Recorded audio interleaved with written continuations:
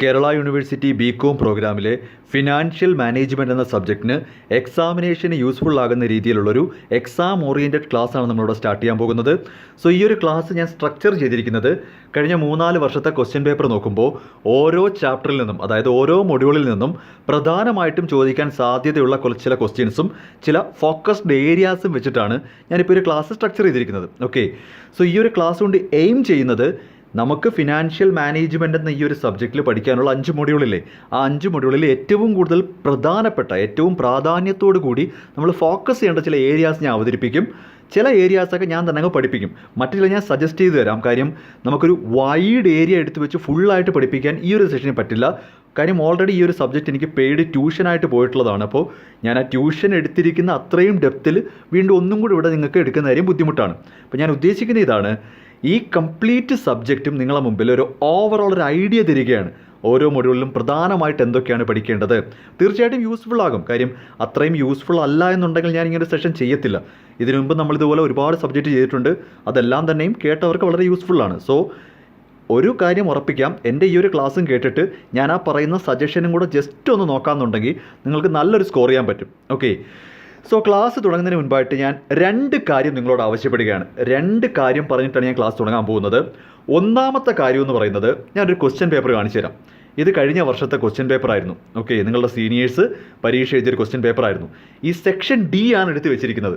നിങ്ങൾക്ക് തന്നെ അറിയാം, സെക്ഷൻ ഡി എന്ന് പറഞ്ഞാൽ എസ് ആണ്, 15 മാർക്കാണ്. ഓക്കെ, ഒന്നാമത്തെ ചോദ്യം 32, നമ്പർ 32. 32ാമത്തെ ചോദ്യം, what is IRR? Discuss its merits and demerits.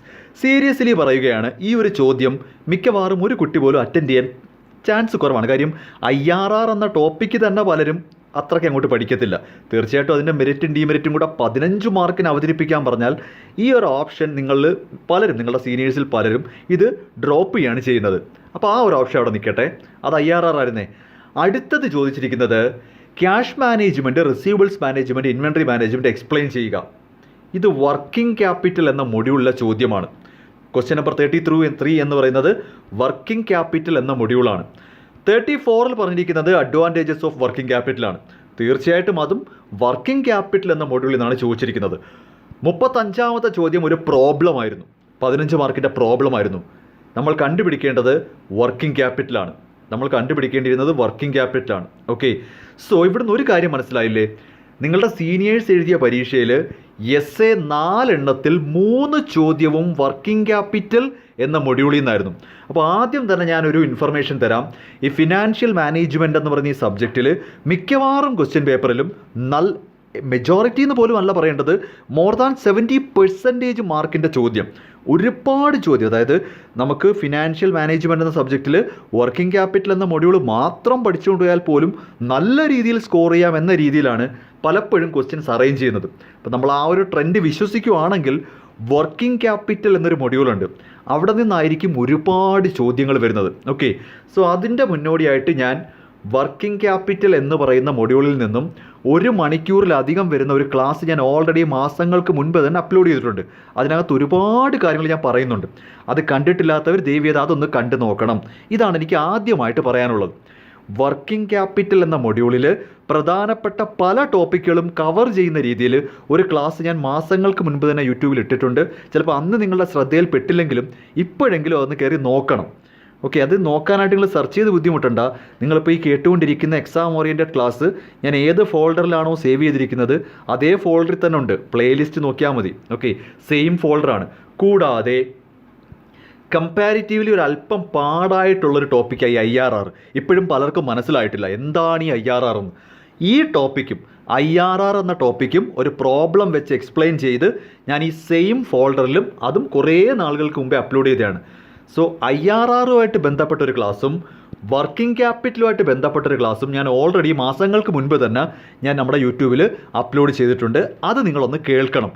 IRR കേട്ടില്ലെങ്കിലും കുഴപ്പമില്ല, ആ വർക്കിംഗ് ക്യാപിറ്റലിൻ്റെ 1 മണിക്കൂറിനടുത്തൊരു ക്ലാസ് ഉണ്ട്. 1 മണിക്കൂർ 10 മിനിറ്റ് എന്തോ ഉണ്ട്. അത്രത്തോളം ടോപ്പിക്ക് ഡിസ്കസ് ചെയ്യുന്നുണ്ട്. അത് ഞാൻ നിങ്ങൾക്ക് വേണ്ടി പബ്ലിക്കലി മാസങ്ങൾക്ക് മുൻപേ അവൈലബിൾ ആക്കിയതാണ്. നിങ്ങൾ അതൊന്ന് കേൾക്കണം. അതിൽ നിന്ന് കുറേ ചോദ്യങ്ങൾ വരും.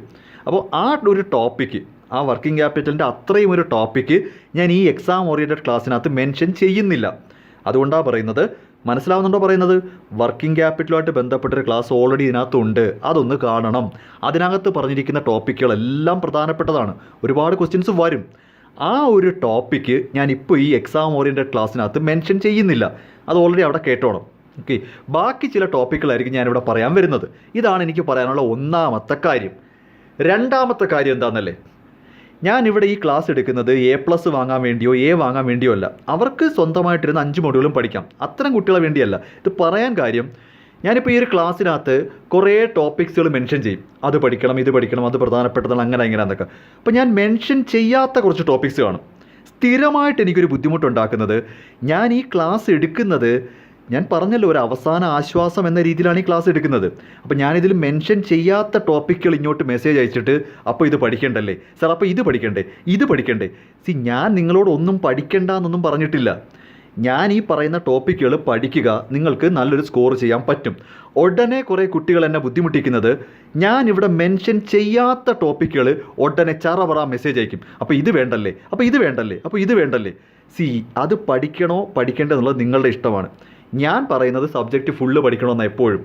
അപ്പോൾ ഇത്തരം ഒരു ക്ലാസ് കൊണ്ട് ഉദ്ദേശിക്കുന്നത് നിങ്ങൾക്ക് A+ഓ വാങ്ങണമെന്നല്ല, അവരൊക്കെ അവരെ വഴിക്ക് പോവുക, 5 മൊഡ്യൂളും പഠിച്ചെടുക്കണം. അങ്ങനെയാണെങ്കിൽ ഞാനിവിടെ ഉദ്ദേശിക്കുന്നത് ഈ സബ്ജക്റ്റിനെ പറ്റി ഒരു ഓവറോൾ ഐഡിയ തരികയാണ്. അപ്പോൾ ദയവ് ചെയ്ത് ഞാനിവിടെ മെൻഷൻ ചെയ്യാത്ത ടോപ്പിക്ക് പഠിക്കേണ്ടല്ലേ, അപ്പോൾ അത് വേണ്ടായിരിക്കുമല്ലേ, അങ്ങനെ കരുതാൻ ഞാൻ പറഞ്ഞിട്ടില്ല.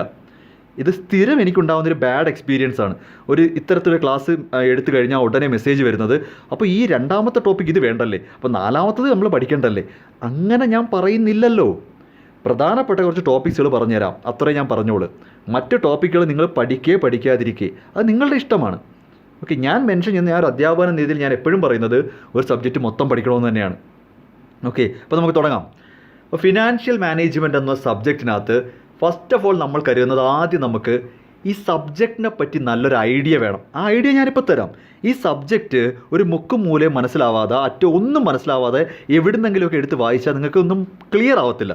അപ്പോൾ ആദ്യം നിങ്ങൾ മനസ്സിലാക്കേണ്ടത് ഈ സബ്ജക്റ്റ് എന്താണ്, ഇതെങ്ങനെയാണ് പഠിക്കേണ്ടത്, അത്തരം കാര്യങ്ങൾ പറഞ്ഞുതരാം. ജസ്റ്റ് എൻ്റെ ക്ലാസ് ഫുള്ളായിട്ട് കേൾക്കണം കേട്ടോ.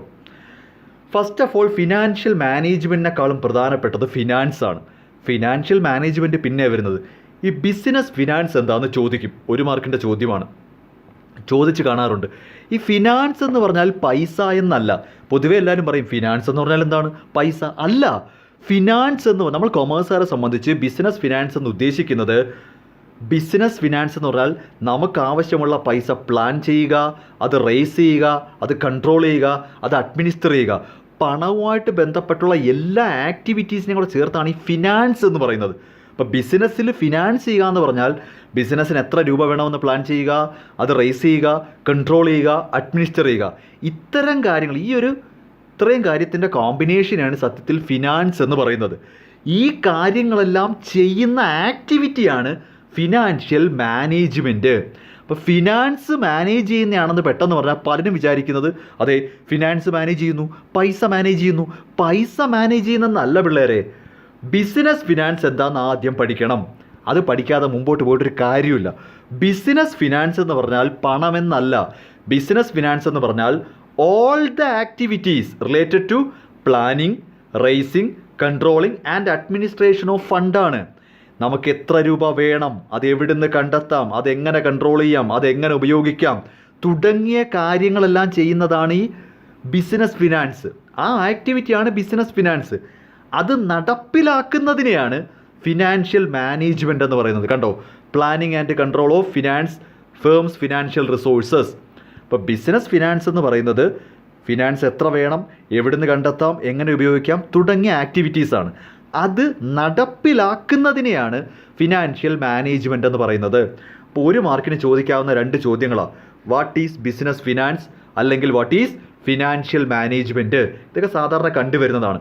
What do you mean by financial management എന്ന് ചോദിച്ചാൽ simply planning and controlling of financial resources മതി. Planning and controlling of financial resources. ഇപ്പോൾ ഫിനാൻസ് എന്ന് പറഞ്ഞാൽ മണി എന്ന് എഴുതി വെക്കരുത്. ഫിനാൻസ് എന്ന് പറയുന്നത് എന്താ പറയുക, നമുക്കൊരു നൗൺ ആണെന്ന് പറയാം. ഇവിടെ ആക്ടിവിറ്റി എന്നാണ് പറയുന്നതെങ്കിൽ പോലും ഈ കാര്യങ്ങളെയൊക്കെ നമ്മൾ പുറത്തുനിന്ന് കാണുന്നതിനെയാണ് ഫിനാൻസ് എന്ന് വിളിക്കുന്നത്. Planning, raising, controlling, administering. ഈ കാര്യത്തിൻ്റെ റിയൽ എക്സിക്യൂഷനെയാണ് ശരിക്കും ഒരു റിയൽ എക്സിക്യൂഷനാണ് ഫിനാൻഷ്യൽ മാനേജ്മെൻറ്റ് എന്ന് പറയുന്നത്. ഇത് രണ്ടും ഒന്നാണെന്ന് വിചാരിക്കരുത്. ഇപ്പോൾ ഉദാഹരണത്തിന് നിങ്ങളെ സംബന്ധിച്ച് പഠിക്കുക, നിങ്ങൾ ഇരുന്ന് പഠിക്കുക എന്ന് പറയുന്നത് നിങ്ങൾ ആക്ച്വലി ഒരു കസേരയും മേശയും പിടിച്ചിട്ടിട്ട് ഇരുന്ന് പഠിക്കുന്നത് നമ്മൾ ഈ ഒരു ആക്ടിവിറ്റിയാണ് ഫിനാൻഷ്യൽ ചെയ്യുവാണ്, യഥാർത്ഥത്തിൽ ചെയ്യുവാണ്. പക്ഷേ പുറത്തുനിന്ന് നോക്കുമ്പോൾ നിങ്ങൾ ചെയ്യേണ്ടുന്ന കാര്യങ്ങളുണ്ട്. ടെക്സ്റ്റ് വാങ്ങണം, ക്ലാസ് ശ്രദ്ധിക്കണം, ഇങ്ങനെ കുറേ ആക്ടിവിറ്റീസ് ഇല്ലേടോ. നിങ്ങളിപ്പോൾ റിയലായിട്ട് പഠിക്കുക എന്ന് പറയുന്നതിന് മുമ്പ് ചെയ്യാൻ കുറേ ആക്ടിവിറ്റീസ് ഇല്ലേ? നിങ്ങൾ ക്ലാസ് അറ്റൻഡ് ചെയ്യണം, ടെക്സ്റ്റ് വാങ്ങണം, അതെടുത്ത് വെച്ച് വായിക്കുക എന്ന് പറയുന്ന കണക്ക് കുറേ ആക്ടിവിറ്റീസ് ഉണ്ട്. അതാണ് ബിസിനസ് ഫിനാൻസ്. ചെയ്യേണ്ട കാര്യങ്ങളാണ് ബിസിനസ് ഫിനാൻസ് എന്ന് വിളിക്കുന്നത്. അത് ചെയ്യുന്നതിനെയാണ് ഫിനാൻഷ്യൽ മാനേജ്മെൻറ്റ് എന്ന് പറയുന്നത്. സ്ലൈറ്റ് ഡിഫറൻസ് ആണ്, പക്ഷേ അത് ക്ലിയർ ആയോ എന്നാണ് എൻ്റെ സംശയം. നമുക്ക് ബിസിനസ് ഫിനാൻസ് എന്ന് വിളിക്കുന്നത് ഫിനാൻസുമായിട്ട് ബന്ധപ്പെട്ട്, പണവുമായിട്ട് ബന്ധപ്പെട്ട് നമ്മൾ ചെയ്യേണ്ടുന്ന ആക്ടിവിറ്റീസുകളെയാണ്. അത് ചെയ്യുന്നതിനെയാണ് നമ്മൾ ഫിനാൻഷ്യൽ മാനേജ്മെൻറ്റ് എന്ന് വിളിക്കുന്നത്. അങ്ങനെ തന്നെയാണ് ഇവിടെ പറയുന്നത്. ഓക്കെ, സോ അപ്പോൾ ചോദിക്കാൻ കൊള്ളാവുന്ന 1 മാർക്കിൻ്റെ ചോദ്യമാണ് ഫിനാൻഷ്യൽ മാനേജ്മെൻറ്റ്. പിന്നെ നമ്മുടെ ഈ ഫസ്റ്റ് മൊഡ്യൂളിൽ ഫിനാൻഷ്യൽ മാനേജ്മെൻറ്റുമായിട്ട് ബന്ധപ്പെടുത്തി ശ്രദ്ധിച്ച് കേട്ടോണേ.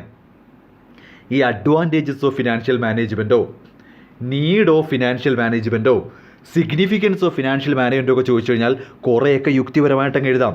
ബിസിനസ്സിൽ ഫിനാൻസ് മാനേജ് ചെയ്യുന്നതുകൊണ്ടുള്ള ഗുണങ്ങൾ എന്തൊക്കെയാണെന്ന് വെച്ച് കഴിഞ്ഞാൽ ബിസിനസ്സിൻ്റെ കംപ്ലീറ്റ് കൺട്രോൾ നിൽക്കും. അത് നിങ്ങൾക്ക് സ്വന്തമായിട്ട് എഴുതാം. എന്നാൽ ഇനി വരാൻ പോകുന്ന ഒരാൾ അല്പം ഹീറോയാണ് കേട്ടോ. ഇതാണ് ചോദ്യമെങ്കിൽ ഒബ്ജക്റ്റീവ്സ് ഓഫ് ഫിനാൻഷ്യൽ മാനേജ്മെൻറ്റ്. എനിക്ക് തോന്നുന്നു എല്ലാ ക്വസ്റ്റ്യൻ പേപ്പറിലും ഇത് ആവർത്തിച്ചിട്ടുണ്ട്. ഇത് ചോദിക്കാത്തൊരു ചോദ്യം ചിലപ്പോൾ മിക്കവാറും നിങ്ങൾ എഴുതാൻ പോകുന്നതായിരിക്കും. അതായത് ഞാൻ ഉദ്ദേശിക്കുന്നത്, ഇതുവരെ എല്ലാം ചോദിച്ചു എന്ന് പറഞ്ഞാൽ ഇനി ചോദിക്കും എന്നതിനേക്കാൾ ഉപരി ട്രെൻഡ് കാണിക്കുന്നതെന്ന് പറഞ്ഞാൽ കഴിഞ്ഞ 4-5 വർഷമായിട്ട് ഈ ചോദ്യം വരുന്നുണ്ട്. ഒബ്ജക്റ്റീവ്സ് ഓഫ് ഫിനാൻഷ്യൽ മാനേജ്മെൻറ്റ് പഠിച്ചുകൊണ്ട് പോകണം. ഇവിടെ ശ്രദ്ധിക്കേണ്ടത് എന്താണെന്നറിയോ? ഈ ഒബ്ജക്റ്റീവ്സ് ഓഫ് ഫിനാൻഷ്യൽ മാനേജ്മെൻറ്റ് എന്ന് ക്വസ്റ്റ്യൻ വന്നു കഴിഞ്ഞാൽ ഒരു കാരണവശാലും നിങ്ങൾ ആവശ്യമില്ലാത്ത പോയിന്റുകൾ എഴുതരുത്. ഫിനാൻഷ്യൽ മാനേജ്മെൻറ്റിൻ്റെ ഒബ്ജക്റ്റീവ്സ് എന്ന് പറയുന്നത് നിങ്ങൾ ഉടനെ രക്ഷപ്പെട്ട് 4 മാർക്കിന് ഒബ്ജക്റ്റീവ്സ് ഓഫ് ഫിനാൻഷ്യൽ മാനേജ്മെൻറ്റ് തുടങ്ങാം. 1, financial management will be helpful for, financial management is used for, financial management is needed for. അങ്ങനെ എഴുതിയിട്ട് കാര്യമില്ല. ഫിനാൻഷ്യൽ മാനേജ്മെൻറ്റിന് 2 ഒബ്ജക്റ്റീവേ ഉള്ളൂ. ഇതാണ് ചോദിക്കുന്നത്. ഇത് മിക്കവാറും ക്വസ്റ്റ്യനിൽ കാണും. ഫിനാൻഷ്യൽ മാനേജ്മെൻറ്റിൻ്റെ ഒബ്ജക്റ്റീവ്സ് ഒരു ക്വസ്റ്റ്യനായിട്ട് വരും. പ്രോഫിറ്റ് മാക്സിമൈസേഷനും വെൽത്ത് മാക്സിമൈസേഷനുമായിട്ട് തന്നെ ആൻസർ എഴുതണം. മിക്കവാറും 4 മാർക്കിന് ചോദ്യം പ്രതീക്ഷിക്കാം. പ്രോഫിറ്റ് മാക്സിമൈസേഷനും വെൽത്ത് മാക്സിമൈസേഷനും. ഇതിൽ പ്രോഫിറ്റ് മാക്സിമൈസേഷൻ തന്നെ പ്രോഫിറ്റ് മാക്സിമൈസേഷനെ സപ്പോർട്ട് ചെയ്യുന്ന പോയിൻറ്റും ഉണ്ട്, എഗെയിൻസ്റ്റ് ആയിട്ടുള്ള പോയിൻറ്റും ഉണ്ട്. വെൽത്ത് മാക്സിമൈസേഷനും അതുപോലെ തന്നെ സപ്പോർട്ടും ഉണ്ട്. പക്ഷേ ഇതിന് ഒരുപാടങ്ങ് എഗെയിൻസ്റ്റ് ആയിട്ടുള്ള പോയിൻറ്റുകളില്ല. ഇവിടെ ഉദ്ദേശിക്കുന്നത് എന്താണെന്നറിയാവോ? ഇപ്പോൾ എൻ്റെ ക്ലാസ്സുകൾ ഓൾറെഡി കേട്ട കുട്ടികൾക്ക് പെട്ടെന്ന് ക്ലിയർ ആവും, കാര്യം ഞാൻ അത് ക്ലാസ് എടുത്ത് കൊടുത്തതാണ്. ഓക്കെ, നിങ്ങൾ അറിയേണ്ടുന്നത് ഫിനാൻഷ്യൽ മാനേജ്മെൻറ്റിൻ്റെ ഒബ്ജക്റ്റീവ് എന്ന് പറയുമ്പോൾ ഇത് രണ്ടും കൂടെയാണ് അതിൻ്റെ ഒബ്ജക്റ്റീവ് എന്നല്ല. പ്രോഫിറ്റ് മാക്സിമൈസേഷനെ സപ്പോർട്ട് ചെയ്യുന്ന കുറേ ആൾക്കാരുണ്ട്. അത് കുറേ എക്കണോമിസ്റ്റുകൾ പറയുന്നത് ഫിനാൻഷ്യൽ മാനേജ്മെൻറ്റിൻ്റെ അൾട്ടിമേറ്റ് എയിം എന്ന് പറയുന്നത് പ്രോഫിറ്റ് മാക്സിമൈസ് ചെയ്യലാണ്. എന്നാൽ ചില എക്കണോമിസ്റ്റുകൾ അതിനെ എതിർത്തുകൊണ്ട് പറയുന്നത് പ്രോഫിറ്റ് മാക്സിമൈസേഷൻ അല്ല, വെൽത്ത് മാക്സിമൈസേഷൻ ആണ് പ്രധാനപ്പെട്ട കാര്യം. അപ്പോൾ നിങ്ങൾ ഇതൊന്ന് പഠിച്ചേ പറ്റൂ. പ്രോഫിറ്റ് മാക്സിമൈസേഷനും വെൽത്ത് മാക്സിമൈസേഷനും ഈ ടോപ്പിക്ക് ഒരു കാരണവശാലും പഠിക്കാതെ കയറരുത്. ഇത് ഇന്നൊരു ക്വസ്റ്റ്യൻ ഉറപ്പാണ്. പഠിക്കുമ്പം പ്രോഫിറ്റ് മാക്സിമൈസേഷൻ്റെ ഫോർ, അതായത് സപ്പോർട്ട് ചെയ്യുന്നതുകൊണ്ട് എഗെയിൻസ്റ്റും ഉണ്ട്. വെൽത്ത് മാക്സിമൈസേഷനും അതേ കണക്ക് തന്നെ ഫോറും ഉണ്ട്, എഗെയിൻസ്റ്റും ഉണ്ട്. പക്ഷേ വെൽത്ത് മാക്സിമൈസേഷൻ്റെ എഗെയിൻസ്റ്റ് ഭയങ്കര വലിയ സംഭവമായിട്ടൊന്നും പറയുന്നില്ല. എങ്കിലും പ്രോഫിറ്റ് മാക്സിമൈസേഷൻ്റെ ഫോറും എഗെയിൻസ്റ്റും ഒന്ന് നോക്കിയേക്കണം. ആ ഒരു ടോപ്പിക്ക് പ്രധാനപ്പെട്ടതാണ്. ഞാനിവിടെ നിങ്ങൾക്ക് സഹായിക്കാനായിട്ട് ഇതിൻ്റെ ഡിഫറൻസ് ഒന്ന് പഠിപ്പിച്ചു തരാം. ചോദിക്കാറുണ്ട് 4 മാർക്കിനൊക്കെ. പ്രോഫിറ്റ് മാക്സിമൈസേഷനും വെൽത്ത് മാക്സിമൈസേഷനും തമ്മിലുള്ള ഡിഫറൻസ് നോക്കുക. ഓക്കെ, പ്രോഫിറ്റ് മാക്സിമൈസേഷൻ ഉദ്ദേശിക്കുന്നത് മാക്സിമം ഔട്ട്പുട്ട്, അതായത് മിനിമം ഇൻപുട്ട് യൂസ് ചെയ്ത് മാക്സിമം ഔട്ട്പുട്ട്, നമ്മളെ ലാഭം തന്നെ മിനിമം ഇൻപുട്ട് യൂസ് ചെയ്ത് മാക്സിമം ഔട്ട്പുട്ട് ഉണ്ടാക്കുക. വെൽത്ത് മാക്സിമൈസേഷൻ എന്താണെന്ന് വെച്ച് കഴിഞ്ഞാൽ കമ്പനിയുടെ ഷെയർ പ്രൈസ് ഉയർത്താൻ നോക്കുക എന്നാണ്. ഇവിടെ വ്യത്യാസം ഇതാണോ? ഒരു കമ്പനിയെ സംബന്ധിച്ച് പ്രോഫിറ്റ് എന്ന് പറയുന്നത് അറിയാലോ, ഇൻകം മൈനസ് എക്സ്പെൻസ് ആണ്, അപ്പോഴാണ് പ്രോഫിറ്റ് ആവുന്നത്. ചില എക്കണോമിസ്റ്റുകൾ പറയുന്നത് ഫിനാൻഷ്യൽ മാനേജ്മെൻറ്റ് എന്ന് പറയുന്നത് ഈ പ്രോഫിറ്റ് ഉയർത്താനാണ് നമ്മൾ ശ്രമിക്കേണ്ടത്. എന്നാൽ ചിലരുടെ വാദഗതി, ചിലരുടെ അഭിപ്രായം എന്ന് പറയുന്നത് പ്രോഫിറ്റ് ഉയർത്തലല്ല, വെൽത്ത് എന്ന് ഉദ്ദേശിക്കുന്നത് ഷെയർ ഹോൾഡേഴ്സിൻ്റെ നെറ്റ് വർത്ത് എന്ന് പറയും. അതായത് ഷെയർ ഹോൾഡേഴ്സിൻ്റെ കയ്യിലിരിക്കുന്ന ഷെയറിൻ്റെ ഷെയർ വാല്യൂ മാർക്കറ്റിൽ ഉയർത്തുക. അതിന് പ്രോഫിറ്റ് കൂട്ടണമെന്ന് നിർബന്ധമില്ല, മറ്റ് പല വഴികളിലൂടെയും പറ്റുമെന്നാണ് അവർ പറയുന്നത്. അതാണ് മെയിൻ കോൺസെപ്റ്റ്. അപ്പോൾ പ്രോഫിറ്റ് മാക്സിമൈസേഷൻ ഉദ്ദേശിക്കുന്നത് മാക്സിമം ഏർണിങ്സ് ആണ്. വെൽത്ത് മാക്സിമൈസേഷൻ മാക്സിമം വെൽത്താണ്, അതായത് അവരുടെ ഷെയറിൻ്റെ വില മാക്സിമം കൂട്ടുക. ഫോമുല എങ്ങനെയാണ്? റവന്യൂ മൈനസ് കോസ്റ്റ് ആണ്. ഇവിടെ discounted cash inflow minus discounted cash outflow ആണ്. ഈ ഡിസ്കൗണ്ടഡ് എന്ന് പറയുന്നത് time value of money adjust ചെയ്യുന്നതിന് ഞാൻ പറഞ്ഞല്ലോ, നമുക്കിപ്പോൾ ഈ സബ്ജക്റ്റ് മുഴുവനായിട്ട് ഇപ്പോൾ ഡീൽ ചെയ്യാൻ പറ്റത്തില്ല. ഡിസ്കൗണ്ടഡ് ക്യാഷ് ഇൻഫ്ലോ എന്നൊക്കെ പറയുന്നത് time value of money adjust ചെയ്യുന്ന ക്യാഷ് ഇൻഫ്ലോ ആണ്. അപ്പോൾ നിങ്ങളിപ്പോൾ അങ്ങനെ അത്രയൊന്നും അറിയാത്തവർ കടന്ന് ചിന്തിച്ച് കൂട്ടണ്ട, ഈ ഇക്വേഷൻ ഒന്ന് ഓർത്ത് വെച്ചിരുന്നാൽ മതി. Discounted cash inflow minus discounted cash outflow ആണ് വെൽത്ത്. ഓക്കെ, ഡിഫറൻസ് ആണ് പറഞ്ഞുകൊണ്ടിരിക്കുന്നത്. ദെൻ റാഷണാലിറ്റി എന്ന് പറയുന്നത്, പ്രോഫിറ്റ് എന്ന് പറയുന്നത് ബിസിനസ്സിൻ്റെ സർവൈവലിനും ഗ്രോത്തിനും വളരെ വളരെ അത്യാവശ്യമാണ്. എന്നാൽ വെൽത്ത് മാക്സിമൈസേഷൻ എന്ന് പറയുന്നത് നമ്മുടെ കമ്പനിയിലേക്ക് ഇൻവെസ്റ്റ് ചെയ്തിരിക്കുന്ന ഷെയർ ഹോൾഡേഴ്സിന് നമ്മൾ ആ ഫണ്ടിന് കൊടുക്കുന്ന ഒരു കമ്മിറ്റ്മെൻ്റ് ആണ്. ഇപ്പോൾ ഉദാഹരണത്തിന് 100 രൂപ കൊടുത്ത് നമ്മുടെ കമ്പനിയുടെ ഷെയർ വാങ്ങുന്ന ഒരാൾക്ക് ആ ഷെയറിൻ്റെ വില 110 എന്ന് പറയുന്നത് നമ്മൾ അയാളോട് ചെയ്യുന്ന വലിയൊരു ഔദാര്യമാണ്, വലിയൊരു സഹായമാണ്. ഓക്കെ, പ്രോഫിറ്റ് ഉണ്ടാക്കുക എന്ന് പറയുന്നത് ബിസിനസ്സിൻ്റെ ലോങ് റണ്ണിലേക്ക് വേണം. ഓക്കെ, ടൈം സ്പാൻ എന്ന് പറയുന്നത്, ഈ പ്രോഫിറ്റ് മാക്സിമൈസേഷൻ എന്ന് പറയുന്നത് ഷോർട്ടർ പീരീഡാണ്, അതായത് ഒരു വർഷത്തേക്കാണല്ലോ നമ്മൾ ഈ പ്രോഫിറ്റ് കണ്ടുപിടിക്കുന്നത്. വെൽത്ത് മാക്സിമൈസേഷൻ അങ്ങനെ ഒരു വർഷത്തേക്കെന്നൊന്നും അല്ല, അതൊരു ലോങ് ടൈം കോൺസെപ്റ്റാണ്. പ്രോഫിറ്റ് മാക്സിമൈസേഷനിൽ time value of money consider ചെയ്യുന്നില്ല, അതായത് ബിസിനസ്സിൻ്റെ ഓരോ വർഷത്തെ പ്രോഫിറ്റ് അവതരിപ്പിക്കുമ്പോൾ ഓരോ വർഷം കഴിയും തോറും പൈസയുടെ മൂല്യം കുറഞ്ഞുകൊണ്ടിരിക്കുമല്ലേ, അതൊന്നും പ്രോഫിറ്റിൽ പറയുന്നില്ല. എന്നാൽ വെൽത്ത് മാക്സിമൈസേഷൻ കണ്ടുപിടിക്കുമ്പോൾ ആ ടൈം വാല്യൂ ഓഫ് മണി നമ്മൾ കൺസിഡർ ചെയ്യുന്നുണ്ട്. പ്രോഫിറ്റ് മാക്സിമൈസ് ചെയ്താൽ മാനേജ്മെൻറ്റിനാണ് ഗുണം, വെൽത്ത് മാക്സിമൈസ് ചെയ്താൽ ഷെയർ ഹോൾഡേഴ്സിനാണ് ഗുണം. ഇവിടെ റിസ്ക് ഫാക്ടർ, അതായത് പ്രോഫിറ്റ് കണ്ടുപിടിക്കുമ്പോൾ റിസ്കി ബിസിനസ് ആണോ റിസ്ക് ഇല്ലാത്ത ബിസിനസ് ആണോ എന്നൊന്നും നമ്മൾ നോക്കുന്നില്ല, ബിസിനസ്സിൻ്റെ പ്രോഫിറ്റ് മാത്രമേ നോക്കൂ. എന്നാൽ വെൽത്ത് മാക്സിമൈസേഷനിൽ ആ റിസ്ക് എലമെൻറ്റ് ക്ലിയർ ആയിട്ട് ഡിഫൈൻ ചെയ്യുന്നുണ്ട്. അപ്പോൾ ഈ ഒരു ടോപ്പിക്കാണ് ഞാൻ ഏറ്റവും കൂടുതൽ സജസ്റ്റ് ചെയ്യുന്നത്. പ്രോഫിറ്റ് മാക്സിമൈസേഷൻ, വെൽത്ത് മാക്സിമൈസേഷൻ, ഈ ടോപ്പിക്ക് നല്ല വൃത്തിക്ക് പഠിച്ച് വെച്ചിരിക്കണം. എസ്സേ ആയിട്ട് പോലും ചോദിച്ചിട്ടുണ്ട്. ഞെട്ടണ്ട, കാര്യം അത്രയ്ക്ക് ഉണ്ടല്ലോ. പ്രോഫിറ്റ് മാക്സിമൈസേഷൻ്റെ 4 എഗെയിൻസ്റ്റ് ഒക്കെ എഴുതുമ്പോൾ തന്നെ ഒരു എന്താ പറയുക, ഒരു 2-2.5 പേജ് വരും. അത്രയ്ക്കുണ്ട്, പിന്നെ കുറേ പോയിന്റുകളുണ്ട് ഇങ്ങനെ. ഓക്കെ, അപ്പോൾ നിങ്ങൾ നോക്കേണ്ടുന്നത് ഓബ്ജക്റ്റീവ്സ് ഓഫ് ഫിനാൻഷ്യൽ മാനേജ്മെൻ്റ് ആണ് ചോദിക്കുന്നതെങ്കിൽ ഇത് രണ്ടുമാണ് പ്രധാനമായിട്ടും അവതരിപ്പിക്കേണ്ടത്. ഓക്കെ, എസ്സേ അധികം ചാൻസ് ഇല്ല, 4 മാർക്കിലൊക്കെ വരാം. ഓക്കെ, അപ്പോൾ ഇത് നോക്കുക. അല്ലെങ്കിൽ difference between profit maximisation and wealth maximisation. അപ്പോൾ മെയിനായിട്ട് നമ്മുടെ ഈ ഫസ്റ്റ് ഒരു ഏരിയ എന്ന് ചോദിക്കുന്നത് വാട്ട് ഈസ് ബിസിനസ് ഫിനാൻസ്, എന്താണ് ഫിനാൻഷ്യൽ മാനേജ്മെൻറ്റ്, പിന്നെ ഈ പറയുന്ന പ്രോഫിറ്റ് മാക്സിമൈസേഷനും വെൽത്ത് മാക്സിമൈസേഷനും. അത് ഉറപ്പായൊരു ചോദ്യമാണ്, കാരണം കഴിഞ്ഞ കൊല്ലങ്ങളിലേക്ക് ക്വസ്റ്റ്യൻസിൽ തകർത്ത ക്വസ്റ്റ്യൻ ഉണ്ടായിരുന്നു, ഒബ്ജക്റ്റീവ്സ് ഓഫ് ഫിനാൻഷ്യൽ മാനേജ്മെൻറ്റ്. അപ്പോൾ അത് നോക്കിക്കോണേ, പ്രോഫിറ്റ് മാക്സിമൈസേഷൻ, വെൽത്ത് മാക്സിമൈസേഷൻ, അത് ജസ്റ്റ് ടെക്സ്റ്റ് എടുത്ത് നോക്കുക. ഓക്കെ, അതിനകത്ത് ഈ ഡിഫറൻസ് ആണ് ഇപ്പോൾ ഞാൻ അവതരിപ്പിച്ചത്. ഒരു കാര്യം ഓർക്കുക, ഇത് പഠിക്കാൻ എളുപ്പ വഴി എന്ന് പറയുന്നത്, ഇവിടെ പ്രോഫിറ്റ് മാക്സിമൈസ് ചെയ്യുക എന്ന് ഉദ്ദേശിക്കുന്നത് ബിസിനസ്സിൻ്റെ ഇൻകം കൂട്ടുക, വരവ് കൂട്ടുക, ചിലവ് കുറയ്ക്കുക. പക്ഷേ അതുവഴി, അങ്ങനെ പ്രോഫിറ്റ് കൂട്ടുന്നത് വഴി എല്ലാ ഷെയർ ഹോൾഡേഴ്സിനും ബെനിഫിറ്റ് കിട്ടത്തില്ല. ഷെയർ ഹോൾഡേഴ്സിൻ്റെ ആഗ്രഹം എന്ന് പറയുന്നത്, അവരിപ്പോൾ 100 രൂപയുടെ ഷെയർ വാങ്ങി വെച്ചിട്ടുണ്ടെങ്കിൽ അതിന് മാർക്കറ്റിൽ 110, 120 അങ്ങനെ കൂട്ടുക. അപ്പം ഷെയറിൻ്റെ വില ഇങ്ങനെ കൂട്ടി കൊണ്ടുവരുന്നതാണ് വെൽത്ത് മാക്സിമൈസേഷൻ. അപ്പോൾ ചില എക്കണോമിസ്റ്റുകൾ പറയുന്നത് വെൽത്ത് മാക്സിമൈസേഷൻ ഉണ്ടെങ്കിൽ മാത്രമേ കമ്പനിയിലേക്ക് ആളുകൾ വീണ്ടും ഇൻവെസ്റ്റ് ചെയ്യൂ. എന്നാൽ ചില എക്കണോമിസ്റ്റുകൾ പറയുന്നത് അങ്ങനല്ല, ബിസിനസ് കറക്റ്റായിട്ട് സ്റ്റഡി ആയിട്ട് പ്രോഫിറ്റിൽ പോയാൽ മാത്രമേ നമുക്ക് ബിസിനസ് ഇങ്ങനെ നടത്തിക്കൊണ്ടുപോകാൻ പറ്റൂ. ഇതിൽ ശരിയും തെറ്റുമെന്ന് നിങ്ങൾ തമ്മിൽ തിരിച്ചറിയണ്ട. ആസ് എ സ്റ്റുഡൻറ്റ് നിങ്ങൾ ഇതിനകത്ത് ഏതാണ് ശരി ഏതാണ് തെറ്റ് എന്നൊന്നും പറയാൻ നിൽക്കേണ്ട. ഈ 2 കോൺസെപ്റ്റും നിങ്ങൾ മനസ്സിലാക്കി വെക്കണം. ഓക്കെ, അതാണ് പ്രോഫിറ്റ് മാക്സിമൈസേഷൻ, വെൽത്ത് മാക്സിമൈസേഷൻ. വളരെ പ്രധാനപ്പെട്ട ടോപ്പിക്കാണ്. ഓക്കെ, സോ നെക്സ്റ്റ് ഇനി അങ്ങോട്ട് കാര്യത്തിലേക്ക് കടക്കുമ്പോൾ ഇനിയാണ് നമ്മുടെ ഈ സബ്ജക്റ്റിലേക്ക് വരാൻ പോകുന്നത്. നമുക്ക് ഫിനാൻഷ്യൽ മാനേജ്മെൻറ്റ് എന്ന് പറഞ്ഞു കഴിഞ്ഞാൽ പ്രധാനമായിട്ടും ഇനി ശ്രദ്ധിച്ചോണേ 3 ഡിസിഷൻസ് ആണ്. ഫിനാൻഷ്യൽ മാനേജ്മെൻറ്റ് എന്ന സബ്ജക്റ്റ് തന്നെ ടോട്ടലായിട്ട് 3 ഡിസിഷൻസ് ആണ്. അതെന്താണ് ആ ഡിസിഷൻ, അതെങ്ങനെയാണ് എടുക്കുന്നതെന്ന് പറഞ്ഞുതരാം. നോക്കൂ, നിങ്ങൾക്ക് ഇപ്പോൾ ഒരു ബിസിനസ് ചെയ്യാൻ താല്പര്യമുണ്ട്. നിങ്ങളുടെ മുന്നിൽ 3 ബിസിനസ് ഓപ്ഷൻസ് ഉണ്ട്, A, B, C. പക്ഷേ നിങ്ങൾക്കത് 3ഉം കൂടെ നടത്താൻ പറ്റത്തില്ല, ഏതെങ്കിലും ഒരെണ്ണേ നടത്താൻ പറ്റും. അപ്പോൾ നിങ്ങൾക്കൊരു ബിസിനസ് ചെയ്യാൻ താല്പര്യമുണ്ട്, നിങ്ങളുടെ മുന്നിൽ ഇപ്പോൾ 3 ഓപ്ഷൻസ് ആണുള്ളത്, A, B, C. ഒന്നാമത്തെ ജോലി, അതായത് ഒന്നാമത് നിങ്ങൾ എടുക്കേണ്ട തീരുമാനം എന്ന് പറയുന്നത്, ഇതിലേത് ബിസിനസ്സാണ് എനിക്ക് വേണ്ടത്, ഞാൻ എവിടെ എൻ്റെ പൈസ ഇൻവെസ്റ്റ് ചെയ്യണം, അല്ലേ? എ എന്ന ബിസിനസ്സിൽ ഇൻവെസ്റ്റ് ചെയ്യണോ, ബി എന്ന ബിസിനസ്സിൽ ഇൻവെസ്റ്റ് ചെയ്യണോ, സി എന്ന ബിസിനസ്സിൽ ഇൻവെസ്റ്റ് ചെയ്യണോ, ഞാൻ എവിടെയാണ് എൻ്റെ പൈസ ഇൻവെസ്റ്റ് ചെയ്യേണ്ടത്, where to invest, where to invest.